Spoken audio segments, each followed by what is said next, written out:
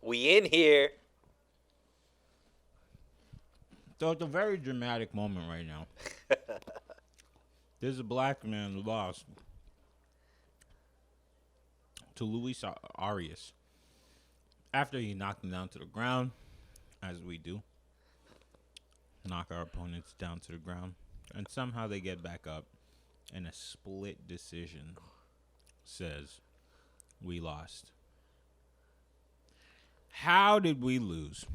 Yeah, I think this is an overarching analogy for what's going on in the country today. I would have to agree. But we're gonna leave it right there. No, we're not. Whenever the black man gets on up, beats down his opponent, evil whites. But this is a Hispanic guy. Well, he's a representation of the evil whites. What? I'm just What are you kidding. trying to say? What are you trying to say? I kid. Yay! Good job, Órale. good job, Luis Arias. Modelos for everyone. Woo! Oh man. All right. Either way, the black guy should have won. He actually did do a better job in this fight, personally. I don't know. Look at this guy keep coming out. Did he win? Nobody wins. Yes. It's okay. It's not like Devion wasn't in the original episode. Devion's out here voguing out here. Yeah. So, tell me this guy's name. Heard. Heard. Clearly, he's not being heard or listened to at all. Ooh, I see what you did there. I mean, listen, I got a couple bars for these people. Anyways, today's a special episode of Men on the Internet. I'm Kelby. I'm Sunil. All right, so today, Chris is not here. He's lounging around on the couch with his loved one. Shout out to Chris and his anniversary, man. Way to keep the relationship going for, what's it now? 17? 17 years. 17, 18, something about 20. Wow. Yeah, so we're at the house watching the Logan Paul.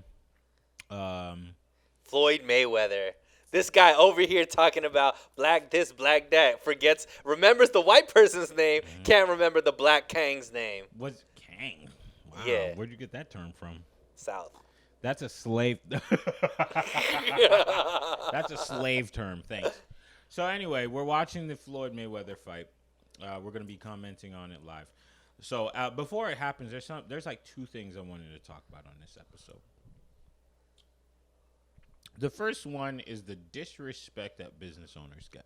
Whoa. We're going deep. Yep. What happened? I thought about it all week. You know, why do people, especially in the age of entrepreneurship, everybody thinks it's so cool to own a business? Right. Why do you want to get punished for that? We, the entrepreneurs, create every opportunity for some other person to do 30% of their job and beg for more money. Wow. That's right. You guys suck at your job and you beg for more when you're not even worth it. Wow. And then you say, get it away from the boss, because what did we do? Just sacrifice everything to hopefully make this thing work. And then once we figured it out, we hired you. Wow. The disrespect that business owners get it has to stop. Yo, It's not easy. Tell me who hurt you. The people. What happened? What happened that sparked this thought? Well, I was having a conversation with somebody, and they just said, the only thing the Republicans are good for, not to say that's what I am, but they said the only thing the Republicans are good for are business owners. Who do you think you work for? Who do you think pays your bills? It's not you. I mean, it is you contributing your time and effort, but did you create the position? Did you create the opportunity? No. Somebody else decided that, hey, you know what? I'm going to take a shot in the dark. And for us to always get blamed for things. Just because you own a business doesn't make you an evil person. And you trying to keep as much of the money that you earned rightfully is not a bad thing. So that upsets me. So I think a lot of it plays in the role of how, wow, Brendan Schaub is announcing for this. Looking snazzy with the salmon jacket. He's definitely trying to Mario Lopez his way out. Yeah, for sure. Slick back hair, whatnot. Which one would you bang? I'm just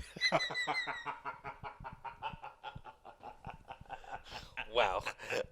So going back to going back to uh, the original rant that you were on, I feel like a lot of this is recent, right? I would say this is a Bernie Sanders movement, and the reason for that is all so obviously chaos breeds um, the ability to control. Mhm. And so you always have to pit one person versus the other, It right? has to You be that started way. the show pitting white person versus black person. Okay, I didn't do Um, that. They did that. like it's gonna be, you know, Crips versus Bloods, Lakers versus Okay, Celtics. but the Lakers have to go against the Celtics. Yeah, but I'm saying like rivalries, right? You have to It's what create sells. one versus the other. So what is the way to get inclusive of as many people and have like a very small um, like opponent or Hmm. that's powerful but few Hmm. is elites versus um, or rich people versus poor Poor people, people, right? And and that's so not new though. yeah, that's not new, but here's the problem. It's on steroids now. Well, and I think this is where I understand because whenever they paint this picture of evil entrepreneurs, they're talking It was about 4 or 5 people or yes, entities yes. that are maybe hoarding wealth, if they want to put it that way. There's Which no such thing I as I understand. hoarding. I'm using terms that Yes, are being used through this. yes. We don't have to get triggered by everything, Kelby, right now. I'm But I'm here, man. I'm here to go. so so what they don't understand is 98% of entrepreneurs are small business owners, Yes. and 80 something percent or 70 something percent of jobs are created by small business owners. And what I mean by small business owners are they are entrepreneurs, they are owners of their own business, but they aren't making billions and billions of dollars. No, You can be a business owner making $40,000, you making realistically could $50,000, with and employees. yeah, with employees. With There are employees. a lot of business owners that start out where their employees actually make more money than It themselves. happened to me for like 5 years. For sure. And that is what people don't understand Yeah. that are always employees. They do not understand the sacrifice, the ups and downs, the fear that comes with being an entrepreneur. It's a 24/7 lifestyle. It's like trying to get in shape. It's a Correct. lifestyle change. You wake up and you die thinking about this. Sure. And at the end of the day, if anything goes wrong, the employee only loses their job. The Thank you. business owner loses Everything. everything. Everything. And yeah, get them. Like the one thing that I love when people talk about, like my dad tells me all the time, like we need to tax businesses more. And I'm like, well, why? Corporate tax for what? And he's like, because these business owners are out here taking money from everybody. And I was like, okay, are they stealing it? No, it's just but what? But what? Right. The thing is, there's this like jealousy effect. You know, I saw on Instagram today or the other day, they said that in any state, if you make minimum wage, you alone cannot afford a 2-bedroom apartment by yourself. And if you go into the comments, it's black versus white in there. And it's not I'm talking about race, I'm talking about idea. Hmm. Some people are saying, why don't you just get a 1-bedroom? Other people are saying, well, I have kids. It's the government's job to pay me more or to force businesses to pay me more because I have children. Well, wait a Yeah. second. I didn't make those children. I didn't decide those things for you. Right. Who is this guy coming from University of Miami? I don't know this guy's name. I think this is the fight before the Logan Yeah, Mayweather there's fight. 4 fights tonight. Yeah. Really smart of them. Really, sorry to break out of off topic, but really smart of them to put these 3 fights before. They put the celebrity fight in the beginning. They put 2 real boxing matches in the center, and it's a nice sandwich. What we're looking at. It's a very, very nice ice cream Mayweather's no sandwich. joke, man. He knows what he's Mayweather doing. Promotions knows what he's doing. He knows what This he's is doing. way better than the Triller Snoop Dogg, Fiasco. man. Yeah, like there's no Yo, don't talk about psychedelics Snoop. going Don't on. talk about Snoop Dogg. The colors are much nicer. Um, it looks professionally done. The announcers aren't talking about weed the whole time. It's actually it's actually like an event that's worth watching. Yeah, this is very very nice. I'm actually quite enjoying this. Hmm. Um, So yeah, back to your point as far as like making businesses evil. You were saying, yeah, and you were talking about how minimum wage can't afford yeah. a two So bedroom. I do understand that. By the way, this dude looks like he's about to destroy the other guy. he really One does, but thing he's about to about these lose. fights, they don't look like they're in the same weight class. Like I don't know what's going on right now. This guy needs a better barber, I'll tell you. That hairline is going from And I don't know about the neon from San green. Francisco to I don't Florida. know about that pleather jacket that he's wearing What? He's right just now. trying to burn the last couple calories. I guess so. Let me see what his name is. It's got to be Johnson. Wow. Kidding. Ah! Oh, I like how they put that Auto Nation in the back His shot. his Like, first it's name really well has to done. be Langston. Nah, he ain't Langston. He's a Devontae. Devontae Jackson. Oh God! Wow. And you know who's gonna get canceled over this? You. I know. Not me. They're gonna be like, yeah. How'd you know about Devontae? I don't even know. It looked like my cousin, maybe. Wow. You know, the other day somebody said I'm trying to be as dark as Kelby this summer. What ethnicity? Come on now.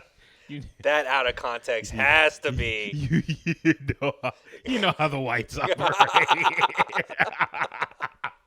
Wow. They said that. I was like, damn, we still saying that? Wow, man. I'm not offended by it because, Badu Jack. Is he Haitian? He's a bad dude. Let me look on it. You feeling this green, the green trim? If he's and Haitian, everything he's doing is perfect. Let's just keep it like that. The Showtime app crashed. Was everybody watching this? Wow. That's amazing. That's amazing. These guys are geniuses. You believe Mayweather's making 50 to 100 mil off this fight? All in all, yeah. Him personally, he's pocketing 50 to 100 mil. Nah. Well, See, you know what I know that let's say it's $50 million. He's not making $50 million. But you know what? He's probably making $5 million. But you know what's crazy? He's also Mayweather Promotion, so he probably's adding because he makes the company and the charges. fighter. Yeah, exactly. Let's see, Badu Jack. Oh, he's Swedish. Yeah, then that leather's whack. Yeah, nothing special to see here. Moving on. I do. They think couldn't even get a buffer. I do think that mainly because of the promotion that led up to this. There's money being made. He said he made 20 to 30 million even before fight night. See, I tried to tell you the other day. I was like, yo, look, they are doing more promotion than you recognize that they're doing. Yeah, they clearly did because I only saw this last week they did promotion. They did the thing on Snapchat. They had a lot of promotion, and they promoted for 7 months. That's why when people say, "Oh, he's gonna make this for 30 minutes," no, he's not. He's making this for 7 months of work. The promotion of this part, I think, is more work than the actual fight because this is where it culminates to all the promotional work that was done before the fight. But Logan Paul, he put the work in to promote this fight. Yeah, I mean, I think a lot of it had to do with whatever he had instilled, anyways. Because for sure. I mean, that's why he's in this position. Right. That's why he's in this position. And that's one thing that you got to give credit to Floyd is his last few fights that he's taken have been with entities that already have a base instilled. Like Conor McGregor already had a base where he knew, he didn't have to do all the heavy lifting when he fought the dude in Japan. For supposedly $9 million that ended in like the first round. That dude was crying. That guy obviously Ryzen has its own promotion and they did all the heavy lifting for that. And then now, he's fighting Logan Paul, who obviously has a huge fan base in the YouTube social media space. And, Floyd Mayweather just gets to, do the same thing, work out the same way he probably always works out, and cash out with $20 to $50 million. You know what I love about this is it is unorthodox business. As I understand, the world of boxing is not what it used to be. It's not what everybody was tuning in to go see the boxing matches. Correct? I Only the big names are getting okay. pulled. So with that being said, I think that sometimes you don't have to play the game you've always played to reach new people. If new people don't want to take your message the way that you've always sent it, then try a different message. Right. And with Floyd being the businessman that he is, going back to that, he deserves. Matter of fact, as a black businessman, he deserves $300 million. Period for this. Okay, no taxes. Oh Okay, man. that's how I feel. So with Badu Jack over here, you got to make at least 5. You know, so my thing is he put the Chad Ocho Cinco match first Right. to make sure, like, all right, you're gonna watch this whole pay-per-view, and everybody here, we're saying their names. Chad Johnson, we're saying his name. He's already famous. Right. And the other guy, I don't know who he is, but He was in MMA, bare knuckle boxing. okay, so there you go. Now we're watching Badu Jack. I would have never known his name. I'm probably gonna go follow him on Instagram if he wins. If he loses, then Even though you're not Haitian. I mean, he's still a brother. I mean, a Swedish brother, but I mean, he all right. They do not look like they're in the same weight class though. No, well, you know, the black man is the dominant man. Here we go. Here we go. You know, he might be the same weight, but he just carried a muscle a little different. But either way, I think actually the shorts actually look better than when he had the jacket on. I mean, he looks amazing. I like the short and the gloves. It reminds me of Lomachenko's gear. He has a great fade. But the lineup is I thought crazy. you just said his The hair lineup was... is crazy. The lineup is no es bueno. But the fade is nice. Yeah, anyways, like I was talking. Is this your first event ever? Boxing event? No, I watched Floyd fight. McGregor? I did watch that one, but I also watched him fight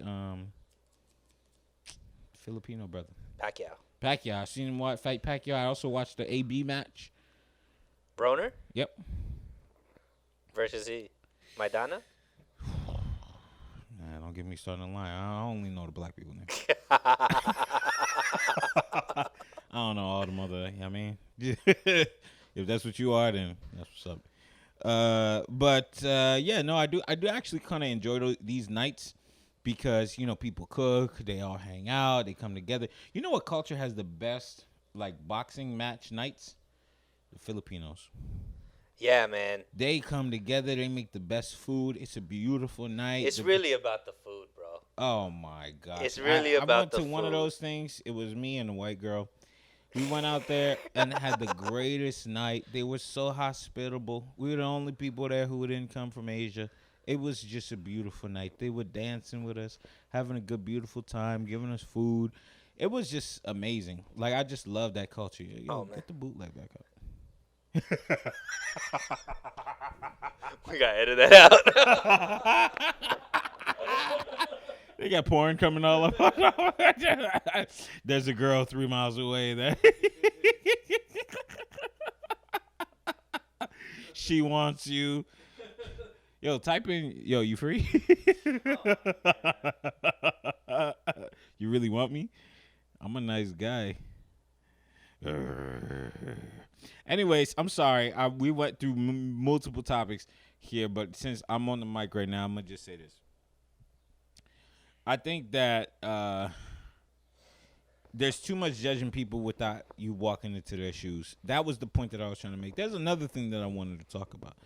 What affects you today that never affected you years ago? Dairy. You might be black. I'm on my black. You know why I'm very black this episode? Why? This week I had an existential experience. Man, you can't even pronounce the word. This existential. I'm not even sure that's what I had, but I woke up one day and I just was going around town doing my regular, and I started looking around and I was like, do I belong here? Wow. It was this weird feeling of me being like, I don't think I belong here. And You then must have just watched the movie Soul. no, it wasn't like do I belong on the planet. I was just like the racial demographic of Los Angeles where I was. uh, It was just like I see everybody who's kind of like in a clique already, who's already were with you in their West own type of Hollywood? people. No, no, no. Well, I did go to West Hollywood, but I was here in North Hollywood, Oh, okay. and I was just like, dang, like if you're Mexican here, you already can make friends. Like y'all speak the same language, I you mean, that's have kind of similar. anywhere in California. But that's what I'm saying. I was like, shit, do I even belong here? And then I started looking around. I was like, hey, man, like, where's the black people? But then, and I typically like I don't typically have that like churning in my stomach to just be like, I need black people around me to feel safe. Like, no, it's not a normal thing. I can hang around anybody, but I just had this weird moment this week. And then I went to the gym. I was looking around. I was like, yo, they don't even got a black person working here. But then I realized, I do remember there's a black guy who's working there at night. Of course, they'd have to give him the graveyard shift. Wow. But it wasn't until I started seeing other black people walk into the gym that I was like, all right, cool. This is fine. But it was just a weird moment that I never experienced before. What do you think sparked it on? I think that man is not supposed to be alone, But a lot, and that even goes in tribes, and not only in relationships, but in like your people that resemble you, or people who carry similar ideas to you. And it gave me, to be honest with you, it gave me this like resounding sense of loneliness throughout the week. I was walking around just kind of like, dang it, I feel like I'm all by myself here. And it could be because my friends moved away. Like Redman moved to Vegas, Bree moved to Atlanta. Devion's never here. So I just kind of was like, dang, I feel like I'm walking around here by myself. Wow, I feel so special right now. I told you But got all your family here. Like, I don't got no family here. But here I have an interesting question. Or maybe it's not, but I think it's interesting. So in history, right? Usually you grow up around, like, we're talking thousands and thousands of years ago. Most people in each country looked like the same, right? yeah. If you're in Africa, you look like you're African. If you're in India, you look like a certain color. If you're in Europe, you look like a certain color. Russia, so on and so forth.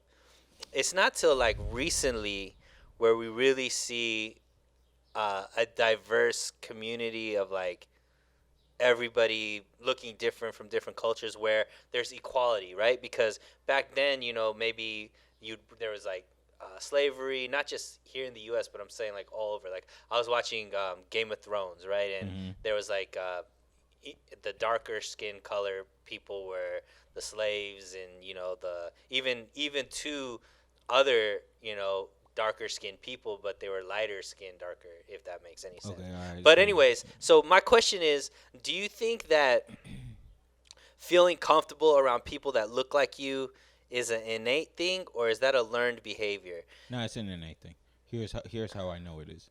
When you're in middle school Uh-huh. and you go to lunch, Uh-huh.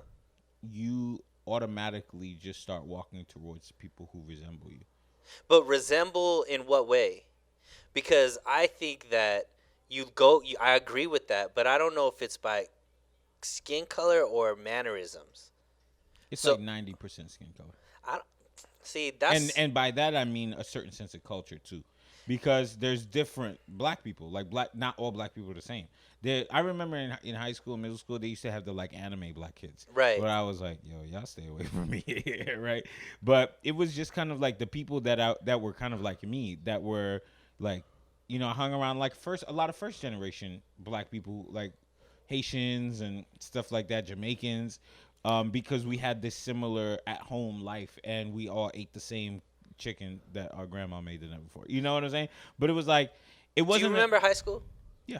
So what I remember from high school was you definitely hung out around your group, but your group wasn't defined by your race. Your group was defined by, I guess, like your status in the school. So the athletes hung out with the athletes regardless of what color they were. Mm-hmm. The drama people Yeah. hung out, With the back drama in the people. corner. Yeah. Jeez. Like the drama, but hey, look, all the drama people now are rich, like actors and actresses and whatnot. But hey, the drama people hung out with the drama people. The band hung out with the band. The nerds hung out with the nerds. Like and so on and so forth. Right? It wasn't like it wasn't um and everybody was intermingled as far as race wise. So that's where I'm trying to understand. Maybe this obviously I went to high school years ago, right? We're talking about 20 years ago Yeah, when I was in high 2030. school, Mhm. where even though race was obviously a topic, it wasn't as strong of a topic as it is, No, nowadays. no, And that's so true. I'm wondering now if all of this, like what you're talking about, what you're feeling, you said, I've never felt this way before. Yeah. I'm thinking maybe some of these feelings are because of how much we're surrounded by. Like even our jokes are different, right? Now our jokes are all about race. Yeah, well, You know what I you mean? shouldn't be joking about I race. know, but I'm saying like No. let's be real. Like Right. we wouldn't like 10 years ago when when we met, we weren't making these same type of jokes. I mean, I feel like I was, but I've always been bad at realizing what people like Yeah, to but hear. no, I'm saying like I'm talking like prevalence. Obviously, like we make these type of jokes, but like not like if you think about how much we make stereotypical jokes now, as far Right. as like specifically black versus white. The world. You know what I mean? It's Yes. like it's every joke. All right, so this is what high school was like for me. It was a mixture of both things. If you were an athlete, you did hang out with the athletes. If you were a drama person, you did hang out with the drama people. So on so. I was a friend to every group. I was just that person. I hung Mm. out with the Hispanic people. I hung out, but at any point in time, it always felt like you had your core black people. That it was just like, whew, okay, I can always just kind of get away from this melting pot and just go be with like what felt like my people, and I didn't really realize it at the time. Like my good buddy John is Jamaican, and like when I used to ride the cheese bus, it was like I could hang out with anybody, Mm. and anybody wanted to hang out with me, But I hung out with John, a Jamaican guy who lived right down the street from me. Like I purposefully went out of my way to hang out with John. Now, that's not to say that I couldn't have hung out with Steven, who's Hispanic. Like Steven was a cool dude, but I after school when I thought I was going to be Shaq, I purposefully went to the playground across the street from my house to go play basketball with John. Like it was all me and John, and I felt really safe there. Not now looking back at it, back then it was just like, oh, John's a cool dude. But it's not until now that I'm like reanalyzing what the situation was, where it was like John is the only person that I really was like, I'm cool hanging out with this guy. If he was like, can I come over? I would definitely talk to my mom, and because we weren't allowed to have anybody over, Mm. but I would go out of my way to try and see if John can come over. If another person said that, I don't know. I may try a little bit, but that's about it. But I think that if you saw another Indian person, just off the fact that you guys may speak the same language, all of a sudden you might have a connection with them. Sure, but I think there's a difference between feeling a connection and like surrounding yourself only by them.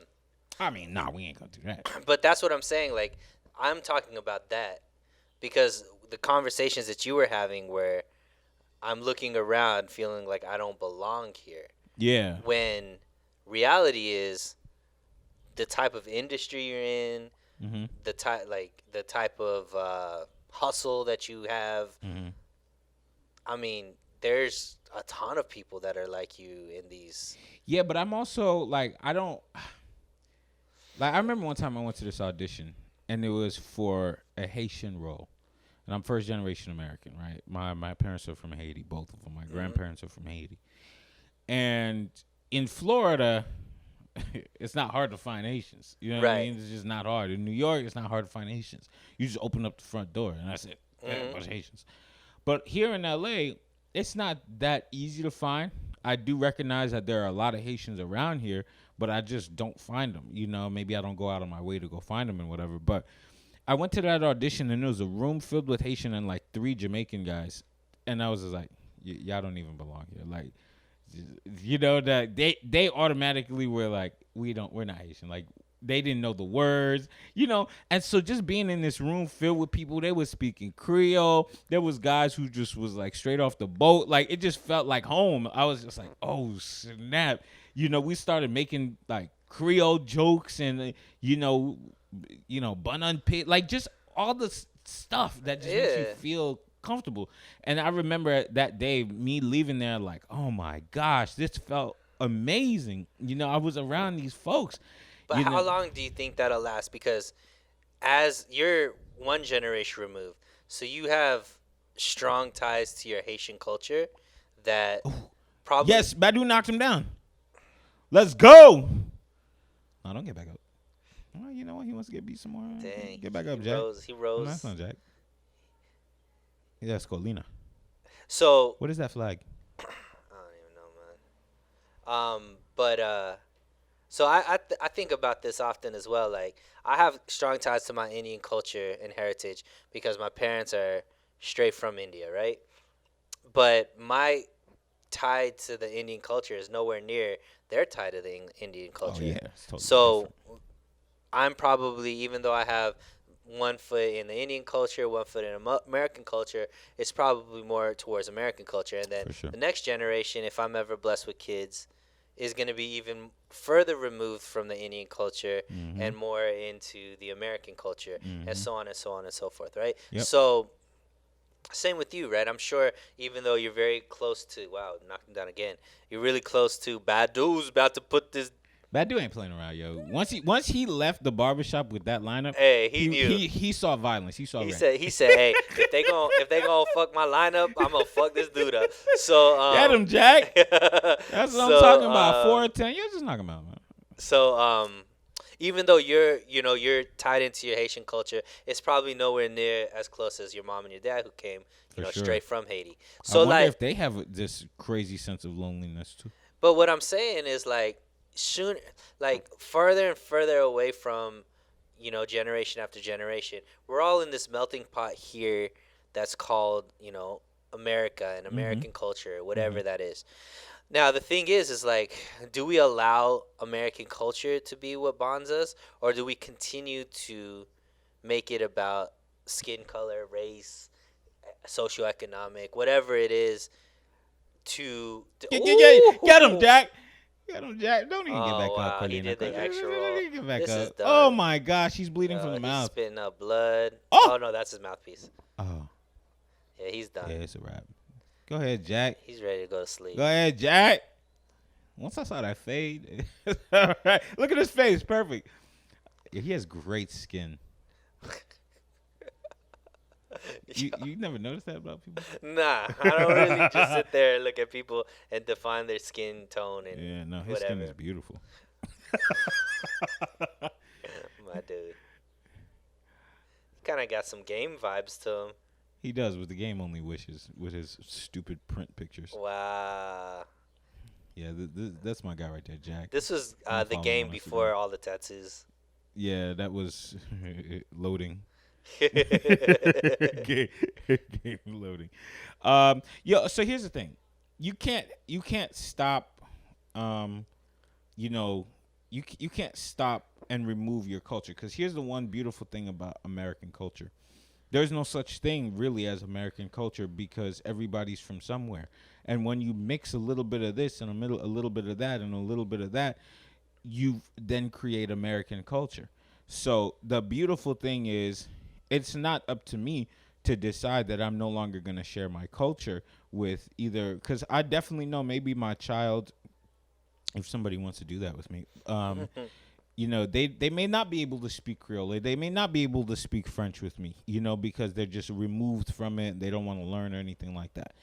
But they're gonna know a little bit. Like something is gonna get passed down. You know what I'm saying? And it's gonna define our relationship. And it's gonna be important to them, even if it's just a little bit, because that's my contribution to this world, the world that we currently live in, which is the United States. It's the fact that, yeah, I'm not exactly like you, because you can introduce me to something. It's so beautiful. The other day I was driving by when I went to go buy this car. I saw this Mexican um, Oh. Ethiopian cafe, a Mexican Ethiopian cafe, Mm. and I was just like, how do you even mix those two things together?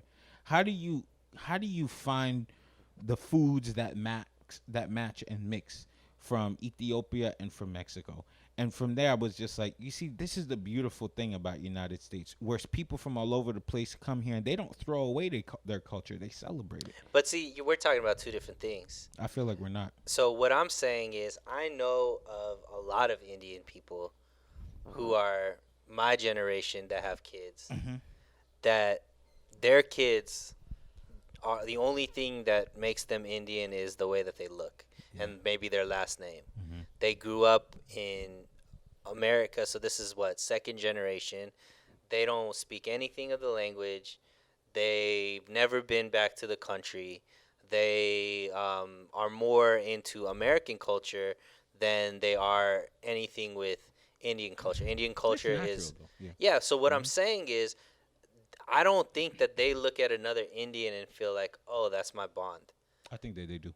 I know this because some of these guys are my nephews, and they don't look at another Indian kid. They feel more comfortable with the white or the Mexican kid that's in their school Hmm. than than just like the Indian kid and the white kid and the Mexican kid are all the same to them, depending on where they come from, neighborhood wise, Well, like let me ask you socioeconomic this: wise. when they're at home, do they have a little bit of Indian culture? Not really. See that I think that that's the difference. So I have a cousin who married a white guy, and then I have in the same family a cousin that married an Indian, and then the oldest married an Indian, but they're like completely removed from the family. So they raised it without any like family bonds, ties, anything like that. Hmm. So those kids, all some of them are like engaged right now, all to white, like a white girl, Damn. and then my the ones that I'm the closest to are half white, half Indian. He's playing hockey.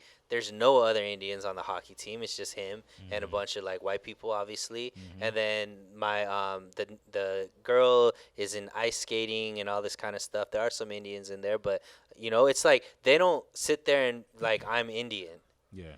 They sit there and they're like I'm American, and their friends are just whomever have the same interests of them. And I Right. think as you go further and further away from those that actually came Uh-huh. from the other country, you're gonna get more and more where it's like forced upon them to look at people by skin color, race, culture, all that kind of stuff, versus what innately they would just react to. And Okay. I So think what are you saying as far I as think like? that I think that one of the going back to why you're feeling the way you're feeling. I think part of it is innate. I think part of it is what we're surrounded by, where everything is about race. Everything is about we got to define you by your skin color, But by how I much really money you don't make. feel like it's that. But you've never felt this way before. What's the only thing that's different now? Well, I could You've been living also you've be. been living here for a long time. I know, yeah. And But here's the thing. I think that I just miss home.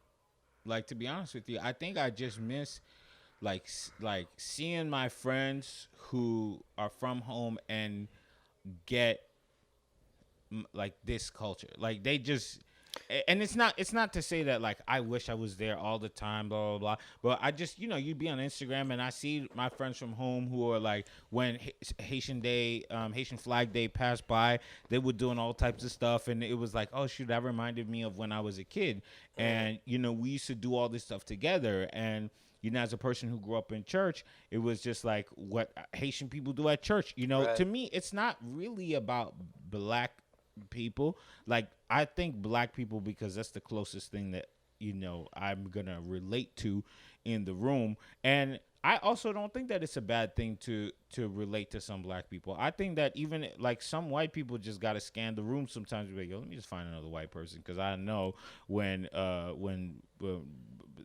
Tiger, I had a Tiger comes on, I know Mm, what white person's gonna sing with me. You know what I'm saying? So it's like I don't necessarily think it's a bad thing, but my my actual thought is I think it's a positive thing because every time that I like to talk about the Haitian culture here in California and we get into like sharing food and sharing stories, like I remember when me and Lewis, shout out to my guy Lewis, Lewis is a Haitian from Boston, and East Coast Haitians, like Northern and Florida Haitians, are a little different. But what connects us is this culture that like a lot of it is ultimately the same.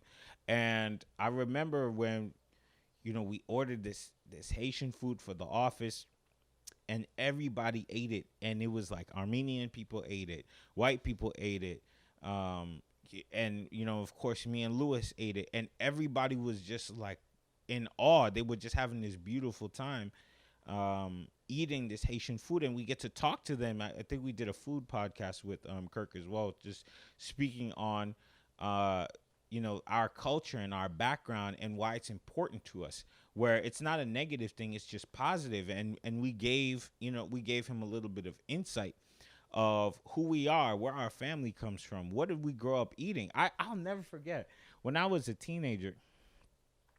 My grandma used to hate when we ate McDonald's, or she used to hate when we ate fast food or any of that junk food or anything like that. And us being the Americanized kids that we are, it was, we didn't really get it.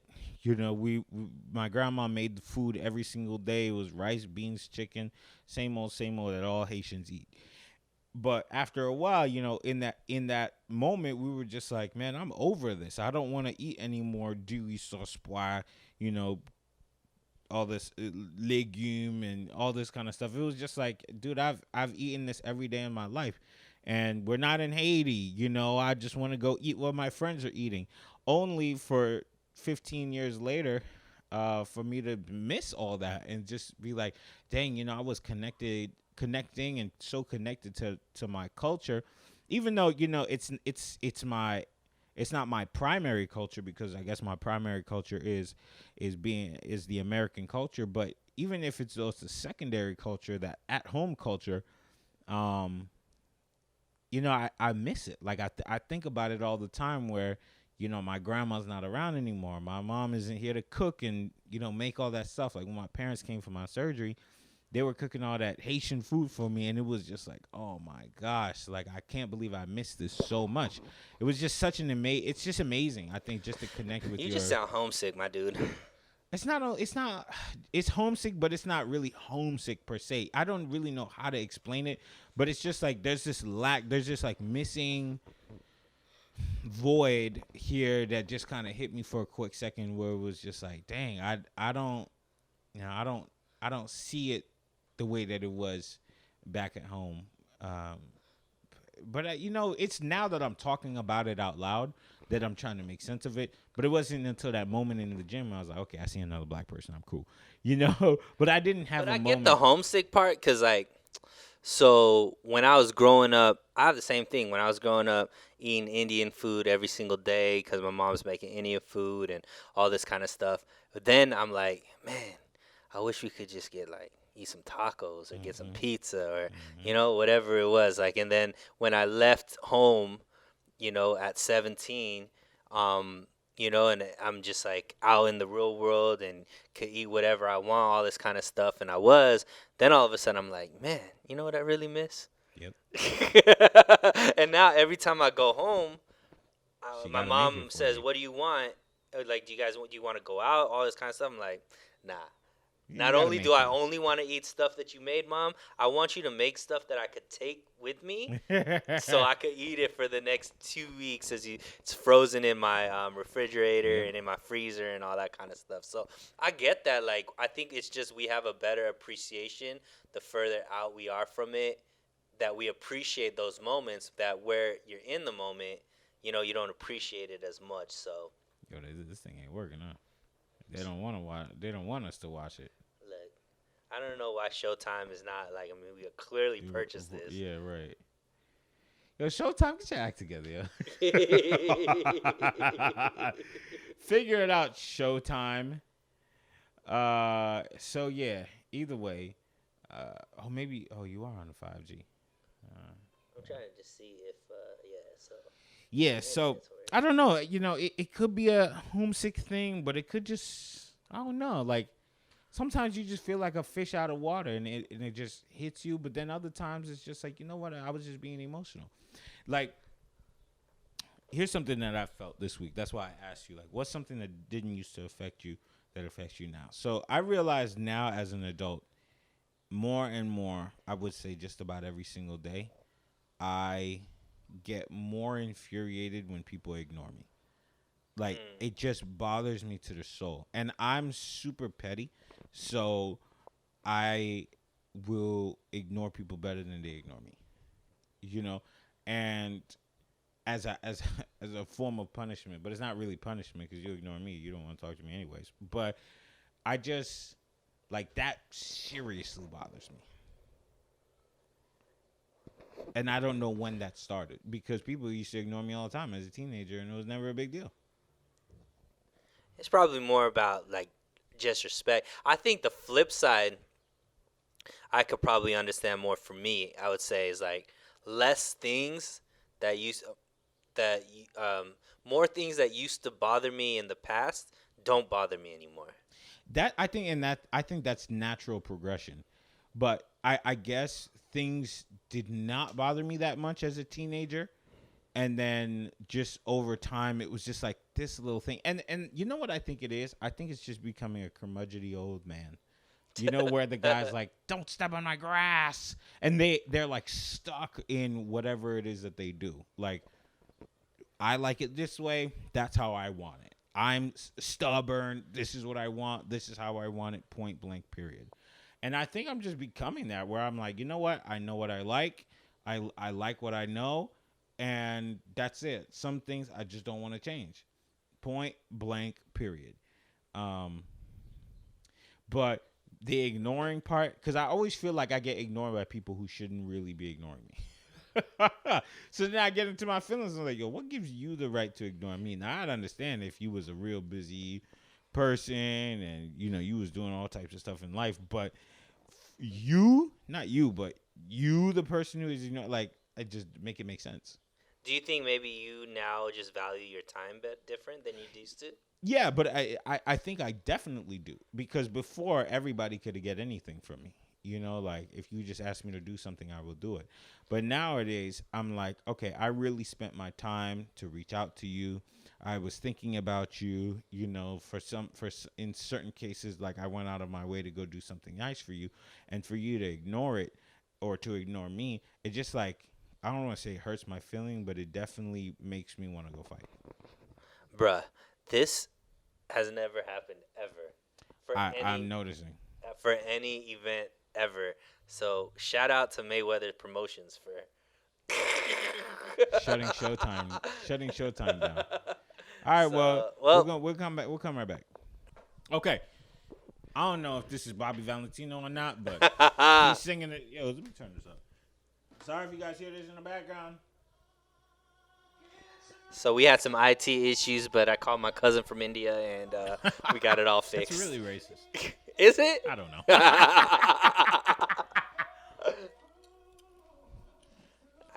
This guy could sing though. Yeah, we can't. There Look, very few things. how we you can't feeling do. about this gold jacket though? Fire. Like I never want. I mean, you can rock that. No, I'm saying remember like from Happy Gilmore, want to get that gold jacket like I never got. Okay. Is Yeah, he he wearing, look- he is looks those, like- are those pearls? He looks like $1 billion. Whoever this guy is, he looks amazing. I'm just not sure who it is. Is it Vado? Not Vado. Who's the guy? Who's the guy who sings the like "Girl Start Working Out" song? I have no idea. Get your body right. Hey, but this dude's falsetto's off the chain.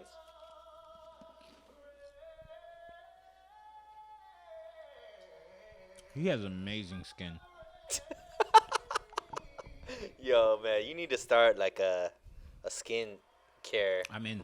YouTube channel. You ain't even got finished. I'm in. Look at him. He looked just like you when he was in the bathroom with me at the dang, yo, this dude looks good. Yeah. No lie. Logan Paul, Logan Paul, brother from the neck down, he looks amazing. his He still looks like he looks like he smells bad, but it's just me. So The one thing for those of you that didn't look at the weigh-in or whatever, so Logan Paul is weighing in 34 and a half pounds heavier than Floyd Mayweather, which is crazy. which is a big deal because if you've ever gotten into any type of fight with somebody that's 35 pounds heavier than you, you know that's some weight to be pushing around and whatnot. All right, give me your prediction right now. So I think that Floyd Mayweather dusts this dude in less than 5 rounds. And it's going to be body punches that ends up. Yeah, okay. I was just about to ask what you think he's going to do because he got to jump up to hit him in the face. Yeah. Wow. I think, I don't think Floyd Mayweather's you got to move lost his head movement. I think it's still going to be hard for Jake Paul to hit Floyd, but you never know, man. Logan's going to have the power. Logan has 35 pounds on him. I think Floyd's going to let him get 2-3 shots. I don't think Logan. I don't think Floyd wants to get hit. He never wanted to get hit in the past. No, he doesn't want to get hit, but he'll get one. Like, you could just get one just to show him, like, you think you're stronger than me at 40 pounds bigger than me? Oh, no. Just one on the shoulder real quick. Maybe. But you know what, though? This is kind of dangerous, to be honest with you, because Logan Paul, I mean, he knows how to box, but he could be, like, when you're fighting somebody like Floyd Mayweather, you could be reckless and you could do something dumb. And that's the one thing I just don't want to see. What do you mean by something dumb? You think he tackles him, knees him in the head? Like what? I don't know, just throws like a real crazy punch. Hits Floyd with the way it shouldn't have hit him. Nah. You never know. When it's two men in the ring, never discount what one man's going to do to another. Look, there's a certain science. I could understand if this was like a MMA fight where, there's multiple weapons being used as far as knees, elbows, kicks, all those things. But when it comes to just boxing, there's a science to it, and nobody has done it better than Floyd Mayweather. And the point is to hit and not get hit, and nobody's ever done it better than Floyd Mayweather. Fact. Yeah, I'm loving this Floyd mangy dog look. I know he's coming real rough, right? He's not like clean like, all the way. He's just letting it grow out. One. He's like, yeah, I'm gonna just be all natural. I really like it a lot. That coming from with your barber techniques, you still feel that way? I love it. So if he were to come into your barbershop, you'd be like, nah, I don't even want to touch this. No, you gotta pay. But Logan Paul looks great. Like his arms just look. Yeah, really, Logan Paul came in really great shape. He's in great shape. DJ Academics posted like a meme or whatever of the payouts, saying that Floyd has a $5 million base plus 50% of the pay-per-view buys. Logan is making $250,000 base with 10% of the pay-per-view buys. Makes sense to me though. Do you believe that or no? Yeah, I can believe that. Because the thing is Floyd bringing in all the views of a certain caliber. Mm-hmm. Logan is definitely bringing in a lot of views. I don't discount him at all, but it's because he's fighting Floyd. Like Logan definitely brought in that the numbers when he fought that other dude, and I think he lost. KSI. He lost it. They sold $1 million by just them, two YouTubers. You see what I'm saying? Yeah. So it's like, but Floyd, he runs the promotion, and he doesn't have to agree to this match. So that's why I think it's important that Floyd plays by his rules. This is only good for Logan.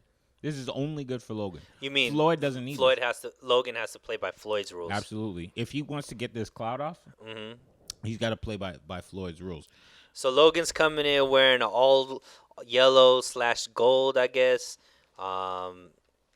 outfit. Looks beautiful. How's the skin? Man. Wearing the same color shorts as his younger brother did against Ben Askren. We all know how that ended. I really want to know how the hell this happened. What is your prediction? You didn't say. All right, so I'm pretty sure Floyd's going to come in, see what kind of energy Paul is on. Uh-huh. Tonight he's going to let him swing, see if he's going to swing wildly. or if he's entire himself out, or if he's gonna be a little bit more conservative. Find out exactly what kind of boxer he is. Mm. After that, once he figures you out after the first round or so, he's gonna come in. He's gonna start doing what Floyd Ooh, does. he just dapped up his younger brother, Jake Paul, who just announced the fight versus Tyron Woodley. Mm-hmm. So what's your prediction? Oh, There's 8 rounds. How does this end? well, And in what rounds? I think Floyd is gonna take a lot of body shots on Logan, and I Take think or give? he's gonna give it to him. Okay. He's gonna give it to him, but Logan has the size where that might protect him for a little bit. Then Floyd, I think his strategy is to wear him down. Wear him down, make sure he hits in the same area over and over and over. Once he does that, it's a wrap. Yeah. Floyd's going to eat this guy up alive. What round? I think the smartest thing to do is to make it go as long as possible. But it's either make it go as long as possible or finish him off in the first round, which is not going to happen. So, if anything, I think this goes all the way. One thing, Logan looks calm. He looks like he's enjoying the moment. He looks great. He does not look like he's nervous. Mm-mm. He doesn't look like he's overly stressed about anything. But there's nothing on the line. True. He's just here. He's making money. It could only go up. Nobody expects him to be able to even land a punch. Mm-hmm. So, Floyd's gonna let him every land round too. is a history-making event. He's gonna be able to tell his children that he was in the ring with one of the greatest boxers of all time. Yeah. And if he lasts a minute, he could say I lasted a minute. Mm-hmm. If he lasts a round, he said I lasted a round. If he lasts 5 rounds, I lasted 5 rounds. And just for those that don't know, there are no judges, so there's not going to be a winner that's deemed at the end of this fight. There are knockdowns, and basically the fight can only be. Oh, Quavius! The Migos. He was just. Turn my boys up. Quavius was just Having at his own the. boxing match in the elevator. No, he was just in Philly. He was just in Philly watching the Hawks beat Philly in Game 1 Oh, of the championship. Yeah. The PJ. Hey. Okay. Hey. Purple seems like it's making a comeback. I love to see the Migos out You here, know, man. purple is the color of royalty. That's right. Are these your Black Kings? Are they? You ain't even gotta ask. My guys, I love Quavius, Takeoff, Offset. When's the last time we've seen them all together? Shoot, probably in the studio when they recorded this song. They all look pretty healthy. They do. Yeah, Cardi B been taking care of my boy. Yeah. Once he came back, straightened himself out, probably stopped cheating or whatever. Became a good man. Once you become a good man to your woman, it's a wrap. Look, they look amazing. Their They hair is do look shiny. amazing. They look like they've been eating. Offset's the Man. one in the middle? Offset's the one in the middle. I love that jacket. Yeah, he looks great. I love Takeoff is here. Last time I saw Takeoff, it was at the Drake concert. He was sitting down on the stage. Look at him. He ate. He ate a big old bowl of spaghetti before he got a. It's incredible. Ever since, this same energy would come around. Tyson, right? All these rappers wanted to rap while he was coming out and stuff like that. Mm-hmm. And then Floyd. After that, there's not really boxers that have the same type of pull that those two boxers have in the U.S. But they're expensive. I remember Floyd paid 50 Cent $1 million to go rap. You think out. he's paying these guys to do this? Yeah. Oh. These guys, this is a rollout. Trust me. Their album is coming out in 6 days. So why would he have to pay them to do that? Because this is a performance for them. Or wouldn't they want this kind of publicity? Yeah, they're not doing it for free. I know that for a fact. This song The label either paid for them to be there or they're getting paid to be there. Because Culture 3 comes out in a few days. So, But I think these guys are benefiting more from being on here than Floyd Mayo is benefiting from. but same thing, there. like 50 Cent. But 50 and him are friends, business partners, and stuff like that. Enemies. Frenemies. I guess more enemies now. I would love to see a beautiful memeable moment from this right now. That's what I would love to see. They're classy right now. I don't know if you're gonna be able to make not a from meme. this, not from the Migos. No. Oh, you mean from this fight? You think there's gonna be an NFT sold for millions of dollars off this I fight? hope so, and I hope that Floyd and the Migos make 99% of it, Ooh. and everybody else makes split the one. What are the chances that Jake Paul ends up in the ring. Oh, that's no. I hope not. This is not Roman Reigns. Roman Reigns with Will Jay and there Jimmy be a Uso. gotcha hat moment I in hope not. this at the end of this fight? But what's beautiful about that is that Ricky Rose? No, it's not. He's wearing a pink suit. Whoever that guy is, he looks great, and his girl looks amazing too. Right at the side of the ring. Yeah. They got money. He's charging his phone from who knows where. Wow, that's money right there. You got that Elon Musk charger. Yeah, you just gotta walk in the building and phone start charging. See, the reason why I don't know, like, because Floyd isn't even coming out yet. So this was all just Amigos moment. Yeah, just a quick Migos moment. So I'm saying, like, I think that was more, well, why would Floyd want to pay for Amigos moment? That just might be a part of his brand. I guess. I think maybe that's part of the bag that Floyd's making. Hey, Joey Crack. Hey, lean back. Lean back. His beard looks amazing. Okay, Matt Barnes. Okay, Stephen A. Jack. No Kwame. There's not a Kwame site. There's not a Kwame, but there is Matt Barnes and Stephen A. Jackson, Terrell Owens. Terrell looks great. All the athletes are out. Terrell looks like he could still be playing in the league right now. For sure. Okay, Evander Holyfield, Top of his one head of the looks greatest amazing. heavyweights of all time. Looking healthy and great. Okay, Ryan Garcia and Jake Paul. Jake Paul is giving me what's the name of that The white boy? truth, Mr. Paul Pierce. What's the name of that white boy from MMA? The main like big Connor. He's giving me Connor right now. Jake Paul. Jake Paul is really understanding his moment right now. Oh, for sure. Let's go.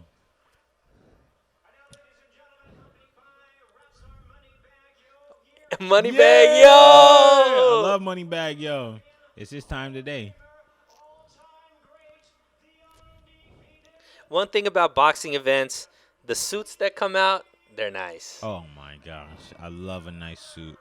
Look at the guy with the striped suit right there. Miami's lit right now. Okay. Floyd Mayweather's wearing a mask, taking COVID serious, for wearing a mask. Line today. Hey, I love Moneybag, yo. Let's go. The hype is on. Hey, we on. Hey, it's Let's an go. event now, baby. Let's go. The Moneybag champ yo is looks here. like $1 billion. The champ is here. I love it. Oh, the ladies are in the building. She sure did. Wait. He's wearing an OnlyFans hat. Hey. He's wearing an OnlyFans hat. Hey. This is another one of the bags. I love it. He's getting sponsored by OnlyFans? He's also getting, what is that his mask say? Because there's no way he's wearing that mask for no good reason. He's wearing it because get COVID. online. It takes all of us. No. The product placement in this tonight has been top of the line. It says get online TMT. Okay, he's just promoting his own company. Man, Moneybag Yo lost that weight and he just looks amazing. He's just shining. His glasses look awesome. He's performing the way that I'm assuming he would have performed. Just beautiful. I don't even see one white person. Just take that white person off. Hey, Desus and Mero. Hey. Who knows why they're there? But hey, they made it. Diversity or something. Yeah. Something. Something like that. You know, actually, I think a lot of these guys are all affiliated with Showtime with their podcasts. Maybe Desus and Mero has a deal with Showtime with their podcast. Definitely Steven Jackson, Matt Barnes does. Definitely Brendan Schaub, who was interviewing Logan Paul earlier. Well, all the smoke is under iHeart. Is iHeart in bed with Showtime? Possibly. Oh, he's still look. Let's go. Yeah. This is beautiful. I like this. I'm really saying do. this is way better than the Triller event. Yeah, I really like this. This is very well done. It's been on time. There hasn't been a bajillion. Like, they went on Twitter and did their market research. Yeah. And find out, like, oh, this is what people like. This is what people don't like. This is a regular Mayweather Promotions event. Like, very classy, well done. I'm liking it. I even like the fact that he don't got a fade. Because I don't even need to get a haircut for this $20 million. Hey. An OnlyFans hat, man. Interesting. With Interesting. TMT on it. I love it. You think he's getting involved? He already got the strip clothes. Maybe he's trying to. Anything. And you know what? He's smart. He's getting paid by Cash App. He's getting paid by DraftKings. He's getting paid probably by the Hard Rock. Well, no, he's OnlyFans. probably paying Hard Rock. But he's paying. He's getting paid by OnlyFans, and OnlyFans is a crucial time for them right now because everybody's out again. You know, OnlyFans was stupid lit when we had to stay inside. Right. But now that everybody's going outside, they need promotion like this. So it's just beautiful, man. Look, his skin just look cocoa buttered up. Just amazing. Just amazing. Yo, so you think the 18-year difference is gonna play a role in this? In immaturity, because Ooh. because So you Floyd, think wisdom? yeah, because Floyd has that much experience in the ring, it's gonna benefit him. It's not gonna hurt him. Do you think Logan has any jitters right now? Definitely, he could get punched in one of his little buff abs, and it's a wrap for him for the next three months. Like he's just gonna. I remember the story when 50 Cent was saying. He punched me in the ear and I couldn't hear it. I couldn't hear for days. And 50 Cent's been shot in the ear. He can still hear it. So 50 Cent been shot 9 times. 50 Cent been shot in the thoughts. And, and oh, okay. You know what? He actually got a little haircut. He's giving me Connor vibes too with this little beard. Matter of fact, he's been in better shape. What is this? Like this is only for his fans. That look is only for his Yeah, fans. that wasn't for me. Nope. It wasn't for me. Like, we're talking about Logan Paul. He's giving us tongue. Oh, he's doing the Connor shoulders. Let's go. This is great. I might even get into boxing after something like this. So what is this thing that they put around their eyeball? Vaseline. Oh, why? So it helps with cuts. So like Oh, got slides the gloves off so it doesn't cut as much. Got it. That makes sense. You know, Vaseline is one of the world's like greatest wonders. Of course. You know that? Yeah. Yeah.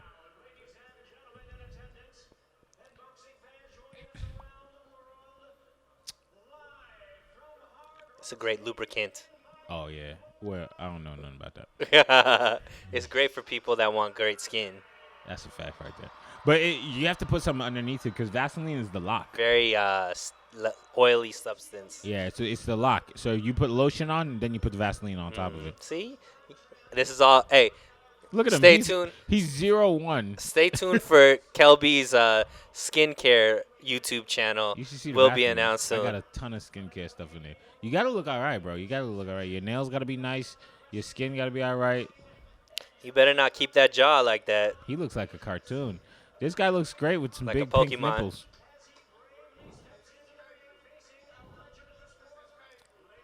0-1. So he lost. hasn't He won. lost the KSI, Yeah.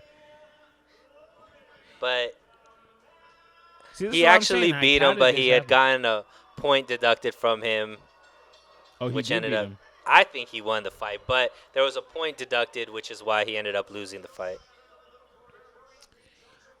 Man, I would love to see an upset. You know, just to see like something crazy happens, but it's not gonna happen. Floyd is too just so cool. He is too calculated to make mistakes. He's just so cool. He's just like doop doop doop. He wouldn't take this fight if there was any thought in his mind that he could lose. I'm telling you, you never know what a man could do to another man.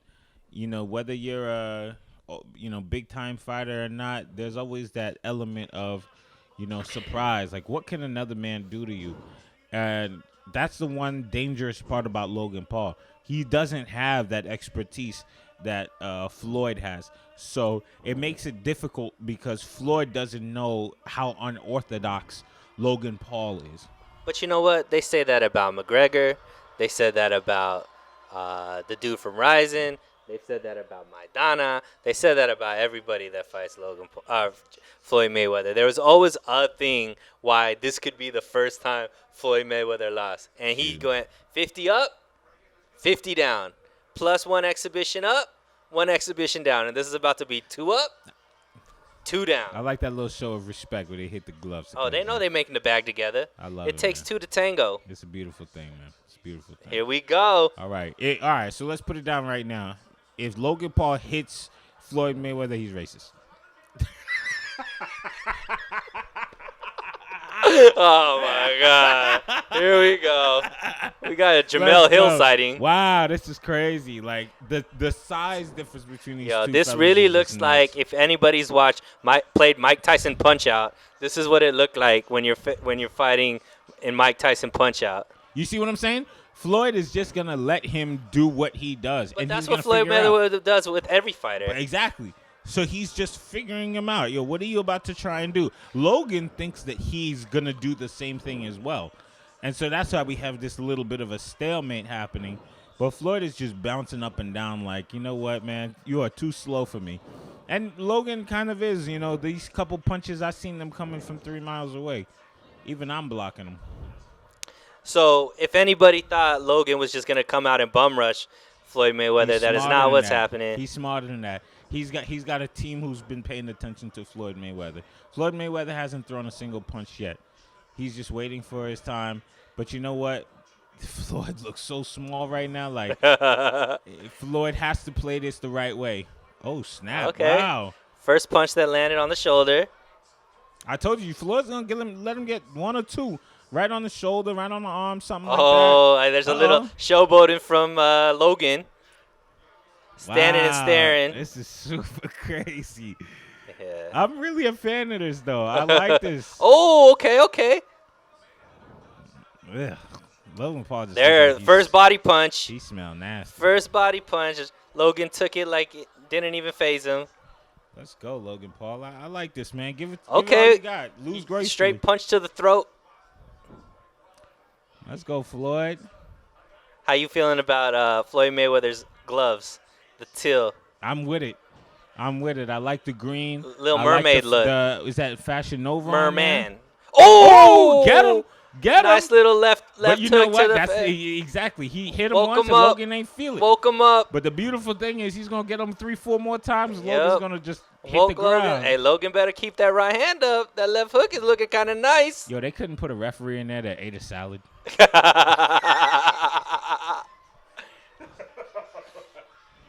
You are next to 2 very athletic men, brother. So Logan is definitely lunging, trying to do some rabbit punches. Oh my goodness. Logan has been known to tire out in these rounds, so you could tell he's pacing himself. Yep, he sure is. And Floyd, this is exactly what I thought Floyd was gonna do. He's thrown like 3 punches.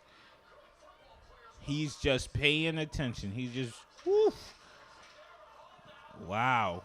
You see, this is what I'm saying. Where like Logan is unpredictable.